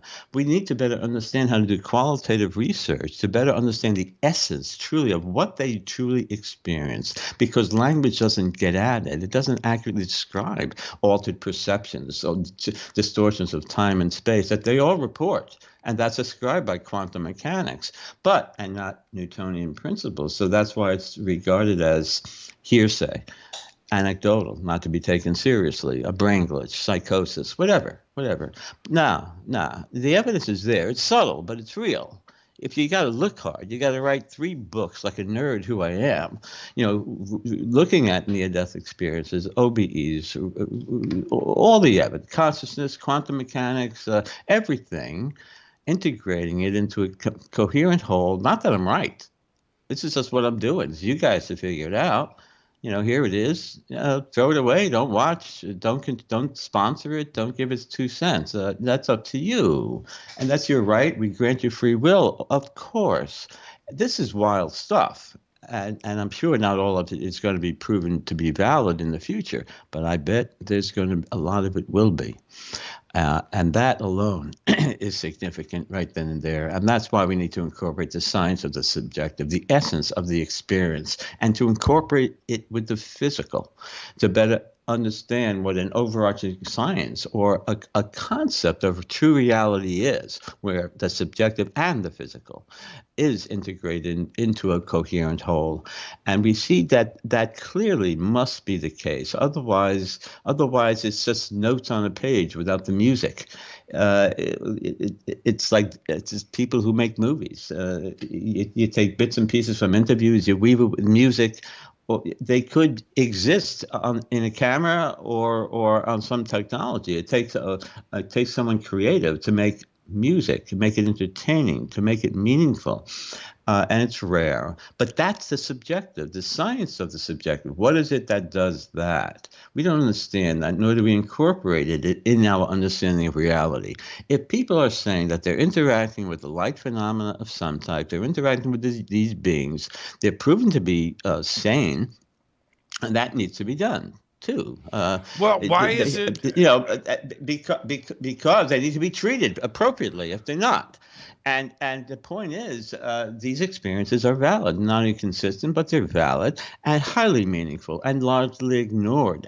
It must stop. And this documentary is not about really making money. It's about shifting the needle, trying to incorporate a paradigm shift that utilizes the subjective, the science of the subjective, and by means of looking at anomalous experiences, whereby these kinds of unusual events are transforming lives, and because it is in such meaningful, pronounced ways, that should be considered an aspect of reality and taken seriously, and not, these people should not be criticized at all. Just the opposite.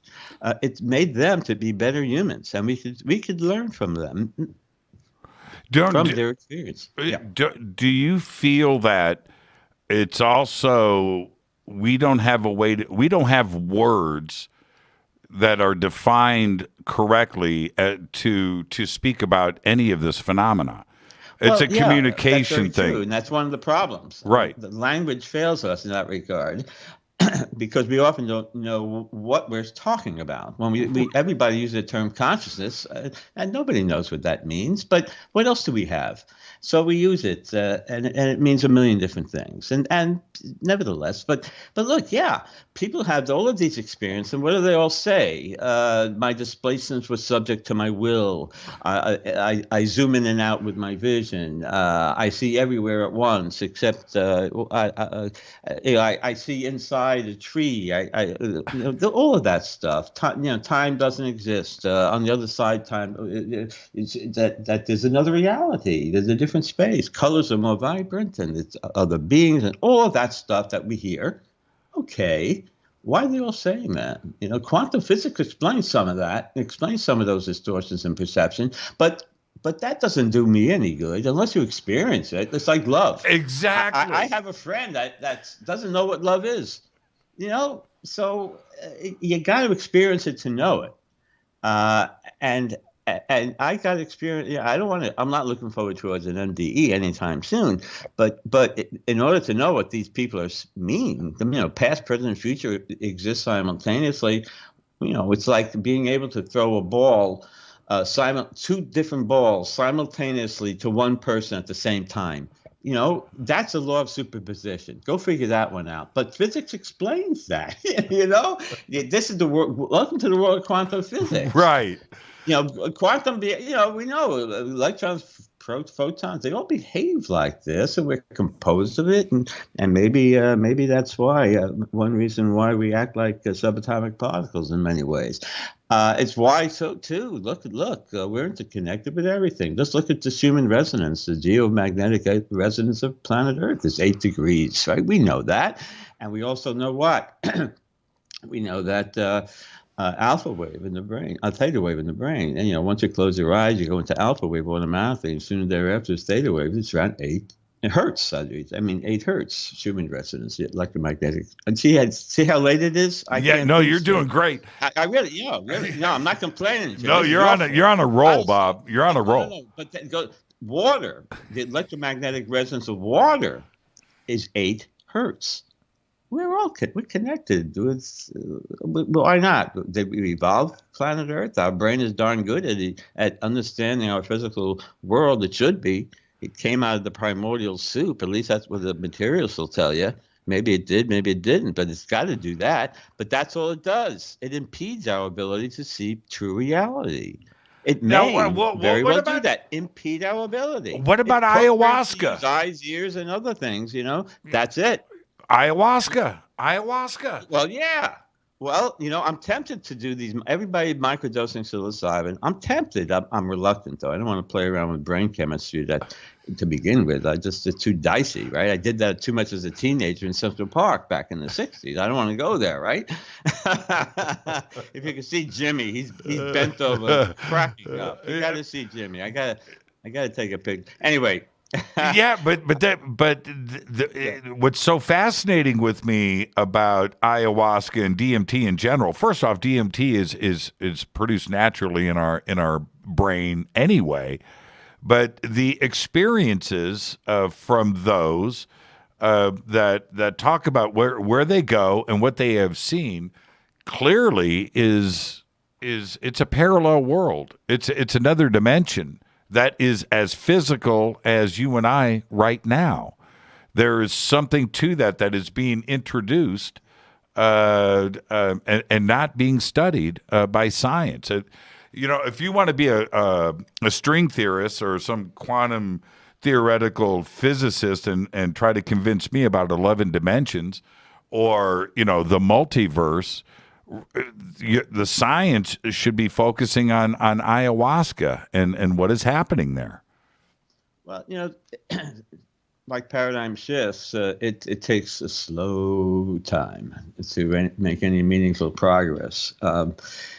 We hope to maybe help along those lines. But that aside, the thing is, they are seeing some progress with DMT, psilocybin. We see benefits with in the cases of severe depression, where people who have not been able to be treated reasonably well with psychoactive agents. Still much more research to do. Likewise with PTSD, likewise with lots of types of addictive behaviors. That they are seeing some benefits using it medically. Thomas McKenna was right back in the 60s when he foresaw that these kinds of drugs have medicinal purposes. It seems, and look, it only took us how many years since he was talking about it? Mm-hmm. But it was illegal. Right. Science, they don't want to do. What granting agencies are going to fund LSD and psilocybin back in the 60s? Good luck with that one. They'd arrest you first. Now they're just coming around to doing that, and they're seeing tremendous benefits. My gosh, let alone with cannabis and CBD and other types. You got to use it wisely. It gets ahead of the curve, and people misuse it, and too many young are doing it. Not cool. Got to be regulated much more. But there is definite positives to all of this. We just have to learn more about it and see the data before we know proper doses, who'll benefit most, more specific information, cause effect, etc. Side effects. My gosh, you shouldn't, it's a little ahead of the curve in some ways, but conceptually it's good. But nevertheless, I forgot where I was. Why? It's 12:15 and I should be waking up soon. Said it's just the opposite, ain't it, Jim? Yeah, but here's the thing. When you have somebody describe their ayahuasca experience and meeting a godlike spiritual figure there, and the description of that, and then we look at the description of these extraterrestrial light beings, and then we go back into the biblical text and ancient Egypt, and you jump back millennia where these descriptions are exactly the same that we hear about in 2021. There's got to be a connection between all of this. Not only the same, but even along those lines, I'm glad you pointed it out. We see the UAP morph or UFO morph over time. It's been brought out. Egerton, I forget how to pronounce his name, a professor, I believe, in University. I can't recall, Penn State. He makes a good case. Many others have too, about how that it morphed over time. The airships of the 1890s, in other words, when dirigibles started appearing, people started reporting unusual, anomalous-like dirigibles when none were really there. Just like we see it report aerial events now, when no explanation for it in terms of traditional craft.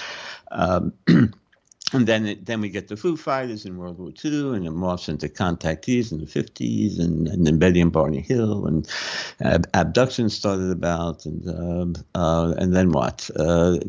Now you're getting Tic Tacs, now CE5, you're getting Tic Tacs. Are these things that's trying to tell us something?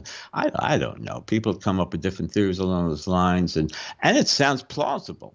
It doesn't mean it's right. I can make a case here. Is there a game? Is there a lesson that they're trying to provide for us? Is there a spiritual entrance here? What about crop circles? Is there something valid with that? Because these lights are often associated with the formation of crop circles, often neglected topic area, rarely discussed. I don't understand why. Maybe the best evidence of UAPs in terms of their validity is in that, unless it's a trick of some kind, laser projection by a satellite to confuse us for whatever reason. I don't dispel anything these days. Microwave energy that's imploding the nodes from within these grain, but people going into the areas and having anomalous events, although placebo event, preconceived notions, expectations, you never know what's real, what's not real. But there are some very interesting phenomena here. And people are studying symbols. I'd like to see more research being applied. However, maybe there's something meaningful here. I don't know. But we still focus on the historical. We're still focused on the retrospective, not enough on the prospective kinds of research in UAP. We need some of that. We need some of the history. But you know what? I don't think we're going to learn a great deal more about the phenomenon by just focusing all our attention on that. I commend those who talk about the past. We have to. We do learn from it. I applaud them. I truly do. I respect them for their hard work. And we should be familiar with the history of ufology, at least what's real. And the problem is oftentimes what we consider to be real turns out not to be the case later on. So it's regarded as a pseudoscience. We understand that, and for good reason, too. There is legitimate pockets of solid research, physical research, UAPX, led by Day and Gary Voorhees. Commendable job. Great respect for them. I'm going to leave out organizations, and I'm sorry for doing that. I shouldn't name anybody. The Society for, help me out, UAP, Scientific Coalition for UAP Studies at Johnson, is it? That group, too. Commendable. There are some very serious, not, I hate to use the term woo-woo, because some of that's good too, No, I love the woo-woo. I wanted to ask you this, Bob. You do need some of that. It's better than TV. The media's been covering this. We all know about that in the news, in the Senate, the UAP task force and reports and all of that. And that's great. But a couple of days ago, I caught Dave Chappelle's new special on Netflix, and very funny, by the way. Anyway, Dave Chappelle, in the middle of his stand-up, says that he was quarantined for a couple of weeks because of COVID. But this is what he says. He says, during the quarantine, you know what I did? I watched UFO videos. And I was like, what? This is Dave Chappelle on Netflix.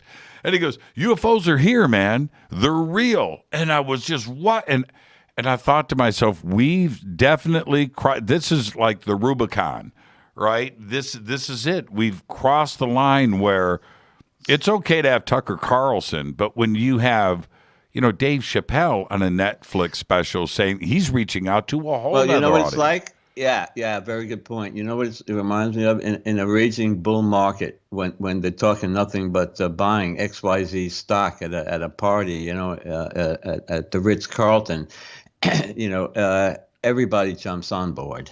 Everybody wants in, and that's when you get out. You know what I mean?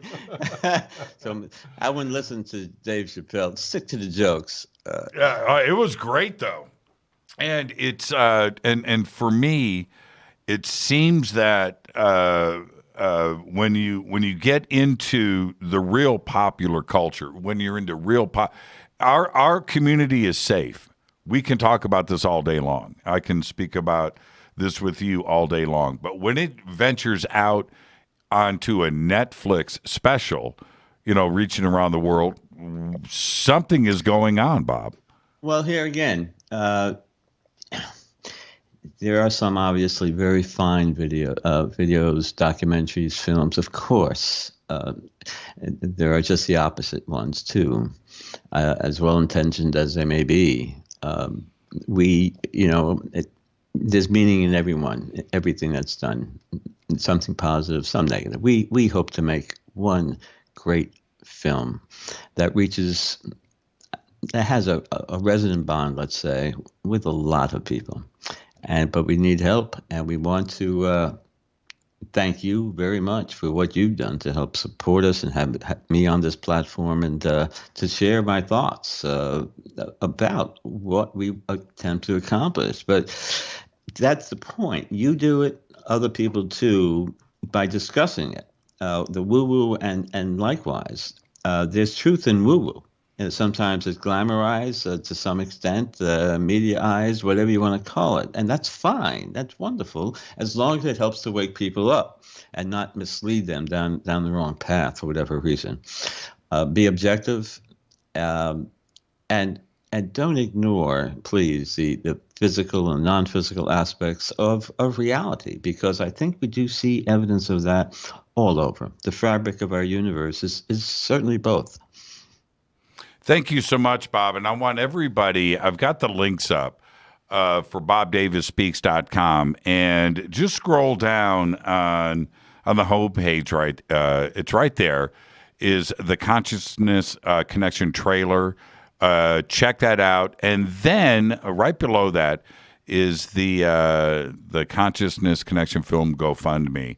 It's right there on its homepage. Bob, thank you so much. And I realize it's past your bedtime. What a great conversation tonight, and I can't wait to have you back on. Thank you so much. Thank you so much, James. My pleasure. Give my best to Mr. Beatty. You're going to be talking to him shortly. Thank you so much, Bob. Thank you. Have a great night. Bye. This is Fade to Black. I am your host, Jimmy Church. I'm going to take a quick break right here. The website is BobDavisSpeaks.com. The links are over at JimmyChurchRadio.com and throughout all of our social media channels. I'm your host, Jimmy Church. This is Fade to Black. I'm going to take a quick break, and I'll be right back. Stay with us.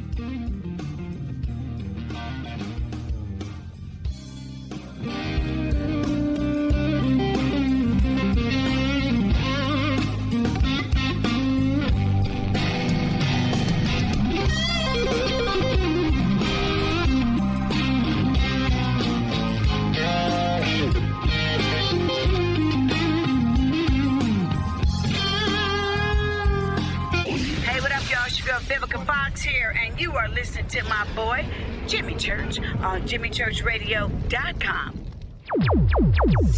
Despite popular opinion, reading a book will not make you smarter. But listening to Jimmy Church will. This is Jimmy Church of Fade to Black, and I take Life Change Tea supplements every single day. It's what I do. Click on their banner at JimmyChurchRadio.com. When you take the beans from Central America with dashes of Indonesian and African mixed in and then roast it to the dark side of Fade to Black, you create the ultimate brew of fringe. Introducing the Fade to Black blend from River Moon Coffee. Yes, River Moon's darkest customized roast was created for the love of Fade to Black. The alchemy of masterful roasting and smoking the beans is in every sip of this full-bodied, dark Java. I need my coffee dark, deep, with distinct bittersweet chocolate highlights, just like the bunker. Leaning further into the darkness of the roast is Fade to Black blend from River Moon Coffee. Just click on the banner at JimmyChurchRadio.com and use the promo code F2B blend for 15% off of your order today.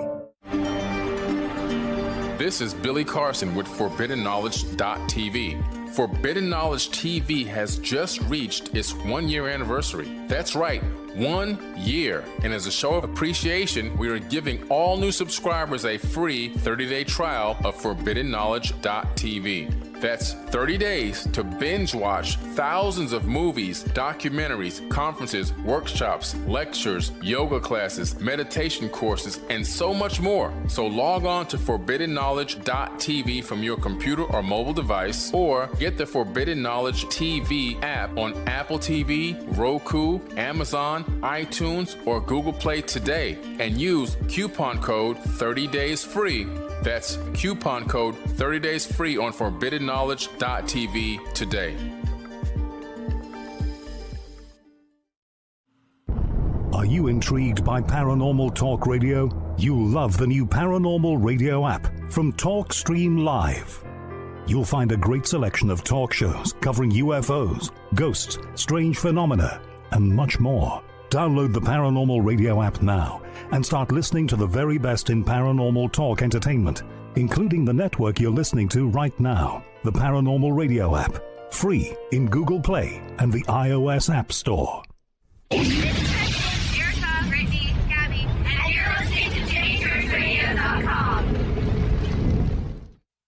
It's not a lifestyle we chose. We were born this way.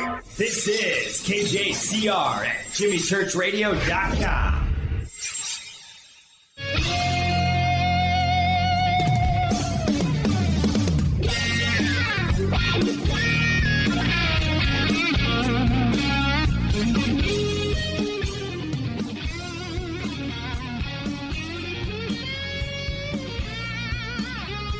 Welcome back, Fade to Black. I am your host, Jimmy Church. That was a conversation right there, Dr. Bob Davis, and I can't express enough how awesome that was. That was just perfect. That was a perfect. Christina says, "Chop, chop." Do I need to chop somebody? Do I need to chop somebody? Christina Gomez shows the axe. Oh, man. Oh, that's so funny. That's so funny.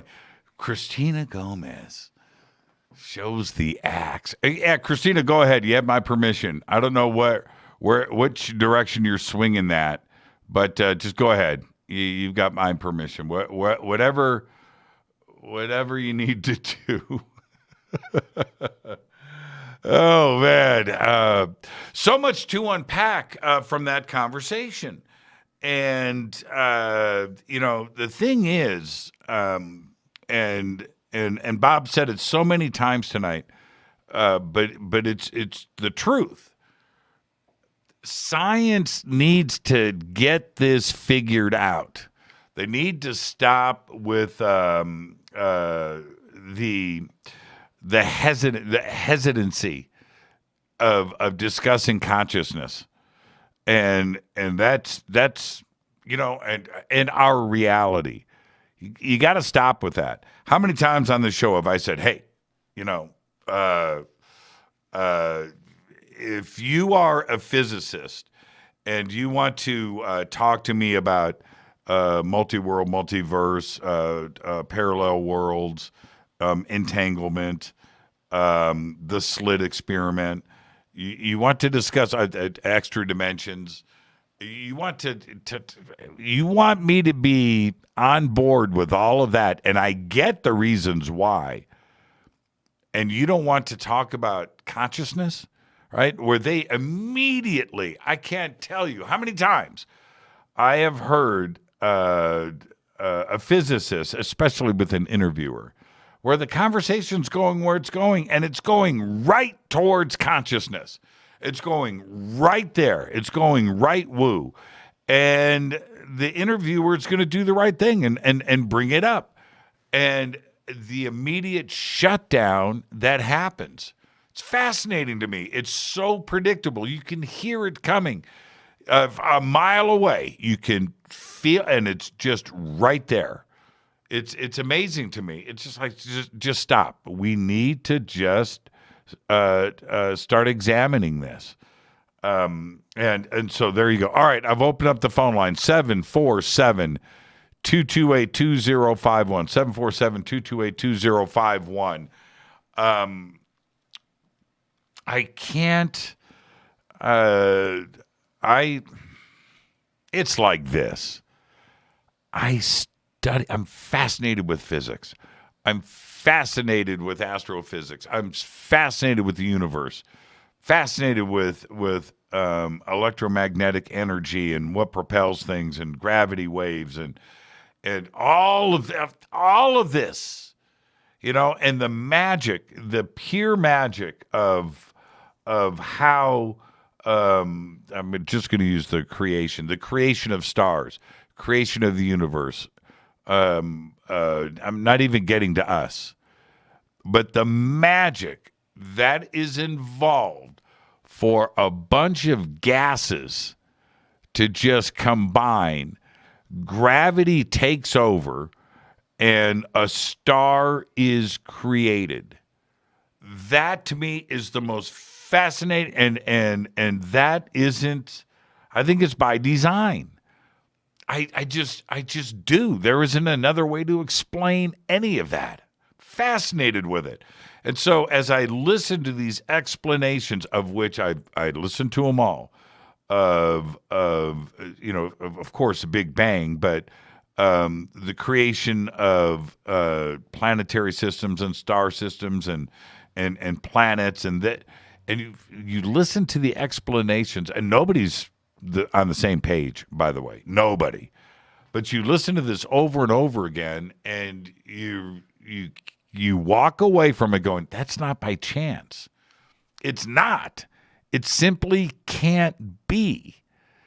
And all the way down, all the way through the chain of events, the magic of what is going on, and then we just get to the simple question of DNA and consciousness.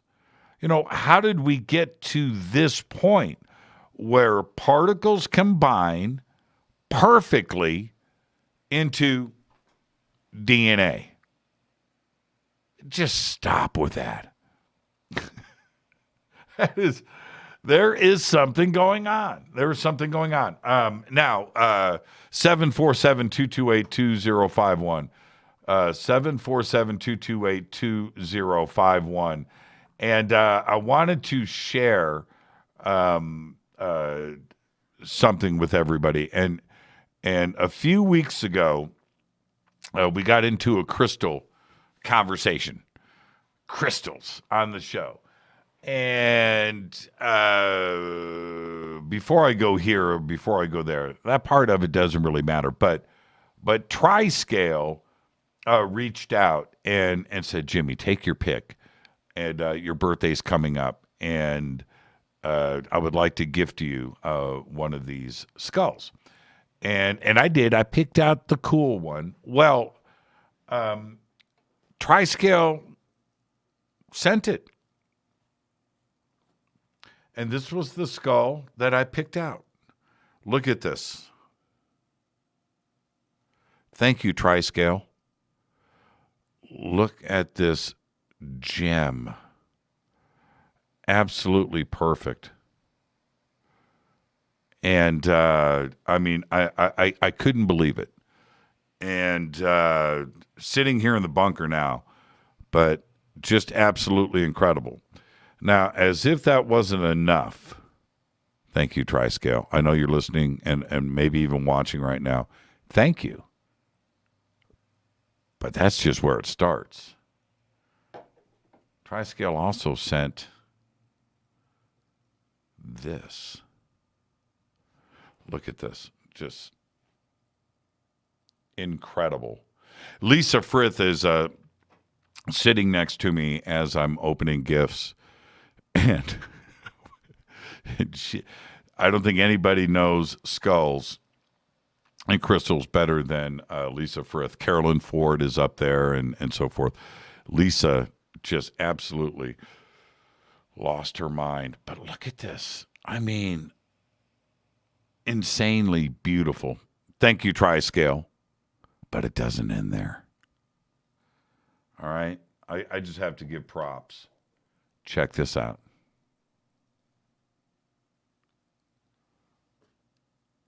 Look at that obsidian. I mean, perfect. These skulls are flawless. But look at that. Isn't that incredible? Thank you, Triscale. Just unreal. Gorgeous. But it doesn't end there. Nope. Because also in my birthday box from Triscale, oh man, this is heavy, was this.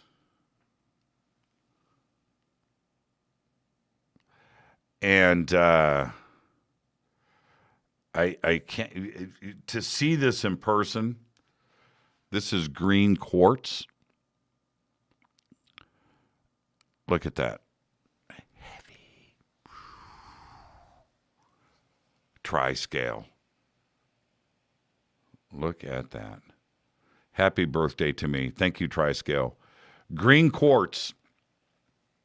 And there's some magic here. There's some magic. So don't Don't anybody out there tell me that the universe isn't. Look at that. Triscale, thank you so much. And has Triscale been in the chat tonight? I hope so. Oh, there you are. There. Glad you like them, Jimmy. I just wanted to say thanks for all the years of hard work that goes into every one of your shows. Cheers, man. No, thank you. Thank you. Look, just incredible. Incredible. Absolutely incredible. All right, 747-228-2051. 747-228-2051. Earlier in the show, I was talking about time and how I'm trying to slow time down. And there has to be, and look, I don't have a study guide. I don't have people that I'm speaking to about this. I've been stumbling through this journey on my own, trying to figure this out, because I was watching. This was a couple of weeks ago, I go through this once in a while. But I'm fascinated with time. And when you get into, so I was watching one of the great courses, and I'm subscribed to that. And when you get into the great courses, those some of those courses are 24 segments long, hour, 2 hours each. A huge investment into there, but these professors are just bringing it. And so I was in the middle of one of those discussing time. And I watched a couple of documentaries. And one of the things that started to recur over the last month or so was how time, it's not only different between individuals, but how it seems to slow down and speed up. And how when we are younger, and we've all talked about this. That time is slower, right? It takes forever to, a year, between the day after Christmas and Christmas Eve that year. I mean, it's forever, right? And then as life moves along, now the space between Christmas and Christmas is instantaneous now, right? Where we've sped it up, and there is no explanation to it. So I am trying to, in my own way, trying to slow it back down. How do we slow it back down? How do we get to things are just taking forever? Right? It's taking forever. I need that feeling back. So how do we get to it? Well, there was a study that went down in the United Kingdom, and it was released about 6 months ago with people on lockdown in the United Kingdom because of the pandemic. That said in this survey that for them, time seemed to slow down, that days were taking too long. And I thought, wait a minute here. They're on to something, right? So I'm reading the survey, and I'm glad that other, not only researchers, but individuals are concerned about this and are speaking about it. But here's the rub. It didn't slow down for me. I thought that this is the crazy thing. And this is what I would like to talk to all of you about. We can certainly come back and visit this on Fader Night. 2020 didn't exist. I mean, for me, it just blew by. And I almost don't remember a whole lot of 2020 because it flew by so fast. So how can it be so different for me than the people in the survey. It was about 1,000 people that said that 2020 just dragged on forever. It didn't for me. It didn't. And 2021 has been a little bit better because I've changed my focus on things and sleep habits and things, and just trying to be productive and trying to just do things all day long. Those are my choices. But it seems like I've kind of slowed things down somewhat. But how could my experience of 2020 be the opposite of so many others? 2020 to me went by in a blink. It's like the year that didn't exist. And that's how fast it went by for me. And I've been thinking about this more and more and getting into the reality of time and what it means. Now, so staying on this, the way that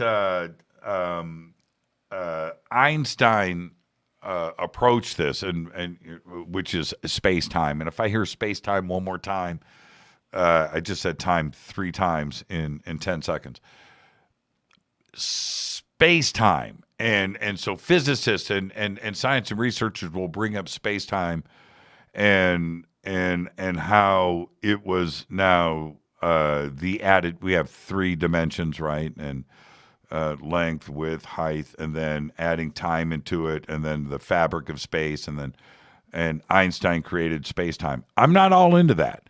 And where these physicists start to talk about now, right? Now, Spaceballs, now, and that the past, not only did it just happen, but it's so close, but we can't go back to it. It's right here. The words that I'm speaking, right? They're right here, but now they're gone.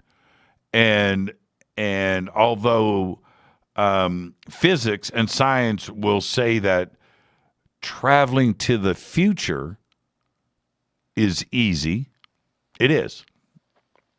Not only is it theoretically possible, but we do it. We do it right now. That being said, going to the past is not. It's not easy, and it may be impossible. But yet, Einstein, with space-time, says that it's all relative. And especially out there in space, it's all the same. And which, not only am I speaking about this now, but Bob Davis brought this up earlier, where in a near-death experience, when somebody, some OBE, some near-death experience, where there is no time, right? The past, present, and future is the same thing. Now, we need to just stop for a second. I keep saying where science and consciousness and the woo are starting to collide. That statement from somebody that I have made myself is exactly what Einstein was talking about. What? You know, and you go to the mountains in Nepal and Tibet, and this same subject is being spoken about, that Einstein and what space-time is talking about. It's one and the same thing. So if that's the case, how is it that our perception of time could be so vastly different? And how, if you take a watch off of somebody's wrist and a cell phone away, nobody's got the concept of time staring at them in the face with a second hand that's clicking by, how their reality is not the same, how their opinion of how much time has passed is so different. I don't get it. All I know is I'm trying to figure out a way for me, for my brain to start saying, life is taking forever. Everything is taking too long. I want to get back to that point. And so this is my concept. my concept with that is don't waste time.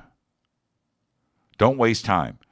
Don't let the available time around you go to waste. That's it. So, yes, I'm sleep deprived. I'm getting up as early as possible. I'm busting through with 18 to 20 hours a day awake, doing things, just making the day as long as possible. Because nighttime is when our what? Oh man. Nighttime is when our cells are already locked in and are working. And I was talking about this earlier. I'm going to tell you guys right now, that was bizarre. I was getting ready to switch over to calls, and maybe you saw my face change color. Everything just disappeared on this screen, and it went to my desktop. I'm not touching anything.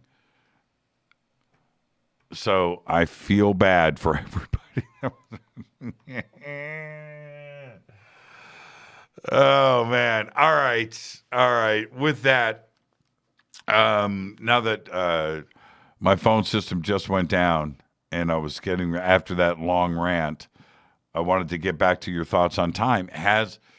Did 2020 seem slow to you, or did it seem fast? Do you remember 2020? Is 2020 a year? Not only that you are going to remember, but let's say if we go to 2025 and we're sitting around at a table and we're talking about things, are there events, are there things that you are going to recall and remember out of 2020?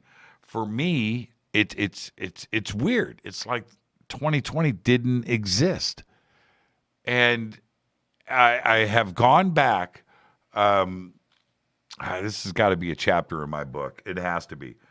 I have gone back and caught myself in conversations with people where I have literally skipped over talking about 2020. In my mind, it's really weird. I'll go to 2019. I'll talk about 2021. 2020, right? Okay, so this is getting back to my point. I'm in the middle of 2-3 TV series right now, and one of them is The Morning Show, and it's I really like it. I think it's on Apple Plus, Apple TV, and it's really good. But the series, and this is what tripped me up. The series picked up where it left off, and which was New Year's Eve, 2019, going into 2020, and they're in New York, they're in Manhattan, they're doing the countdown. These morning talk show hosts, and they do that. Then they jump into like this gap where 2020, even though this is where the series is taking place, it's like vaporware. It's like a vortex. It's like null and void. It's like blackness. It's like this really weird thing. And I was waiting for them to cover it, but it's not there. And I wasn't interested in it. I caught myself doing it. The TV show is doing it. How is 2020 going to be represented in the future? And is it a section of time that is going to be cut out? There's nothing interesting there. We were all locked down. We were in a pandemic. The world stopped. Everything stopped. And is it going to be represented in the future? Like 2019 and 2021 are going to be butted together. But 2020 is the year that didn't exist. That didn't happen. Think about that. That's where I'm at with this. That's where I'm at. Time is tripping me out right now. It is. And through all of this thought processes and the research that I've been going on with when it comes to time, then the anticipation came up for my birthday weekend. And you know how birthdays are when you're growing up and you can't wait to get to your birthday? I wanted to see if I could get that feeling back, right? Because my last 10, 15, 20 birthdays, I don't even remember them. I don't. And I wanted to have an anticipation there. So how do I do that? Well, I planned it. I planned it with others. There was lots of things that were set up, and I wanted to have that anticipation and wondering how long it was going to take for my birthday to get here because I wanted it so bad. And I almost did it. I felt pretty good about it. And these are my little experiments right now with time. Think about that. This is Fade to Black. I am your host, Jimmy Church. Time is fat. I can, I've got a case of watches right there. I'm fascinated with this. And the more research that I find out about our own anatomy and the way that our cells work and think and operate around a 24-hour schedule, as does the rest of this planet, right? Think about that. This is Fade to Black. I am your host, Jimmy Church. What a great night on the show. Sorry, my phone lines blew out, but that's the way it goes. But I got to end up ranting about time. It's been freaking me out. Fade to Black is produced by Hilton J. Palm, Renee Dennis, and Kevin. Announcers are Steve Harder, Gene Vito, and Mark T. Kovar. Webmaster is Drew the Geek. Music, Doug Aldrich. Intro, Spaceboy. SpaceboyMusic.com. Fade to Black is produced by KJCR for the Game Changer Network. This broadcast owned and copyrighted 2021 by Fade to Black and the Game Changer Network, Inc. It cannot be rebroadcast, downloaded, copied, or used anywhere in the known universe without written permission from Fade to Black and the Game Changer Network. I'm your host, Jimmy Church. Tomorrow night, right here, Paul Hynek. What a great week we have on the show. I want to thank Dr. Robert Davis. Just a fascinating conversation tonight. And until tomorrow night, I want everybody to be safe. It's time to fade to black.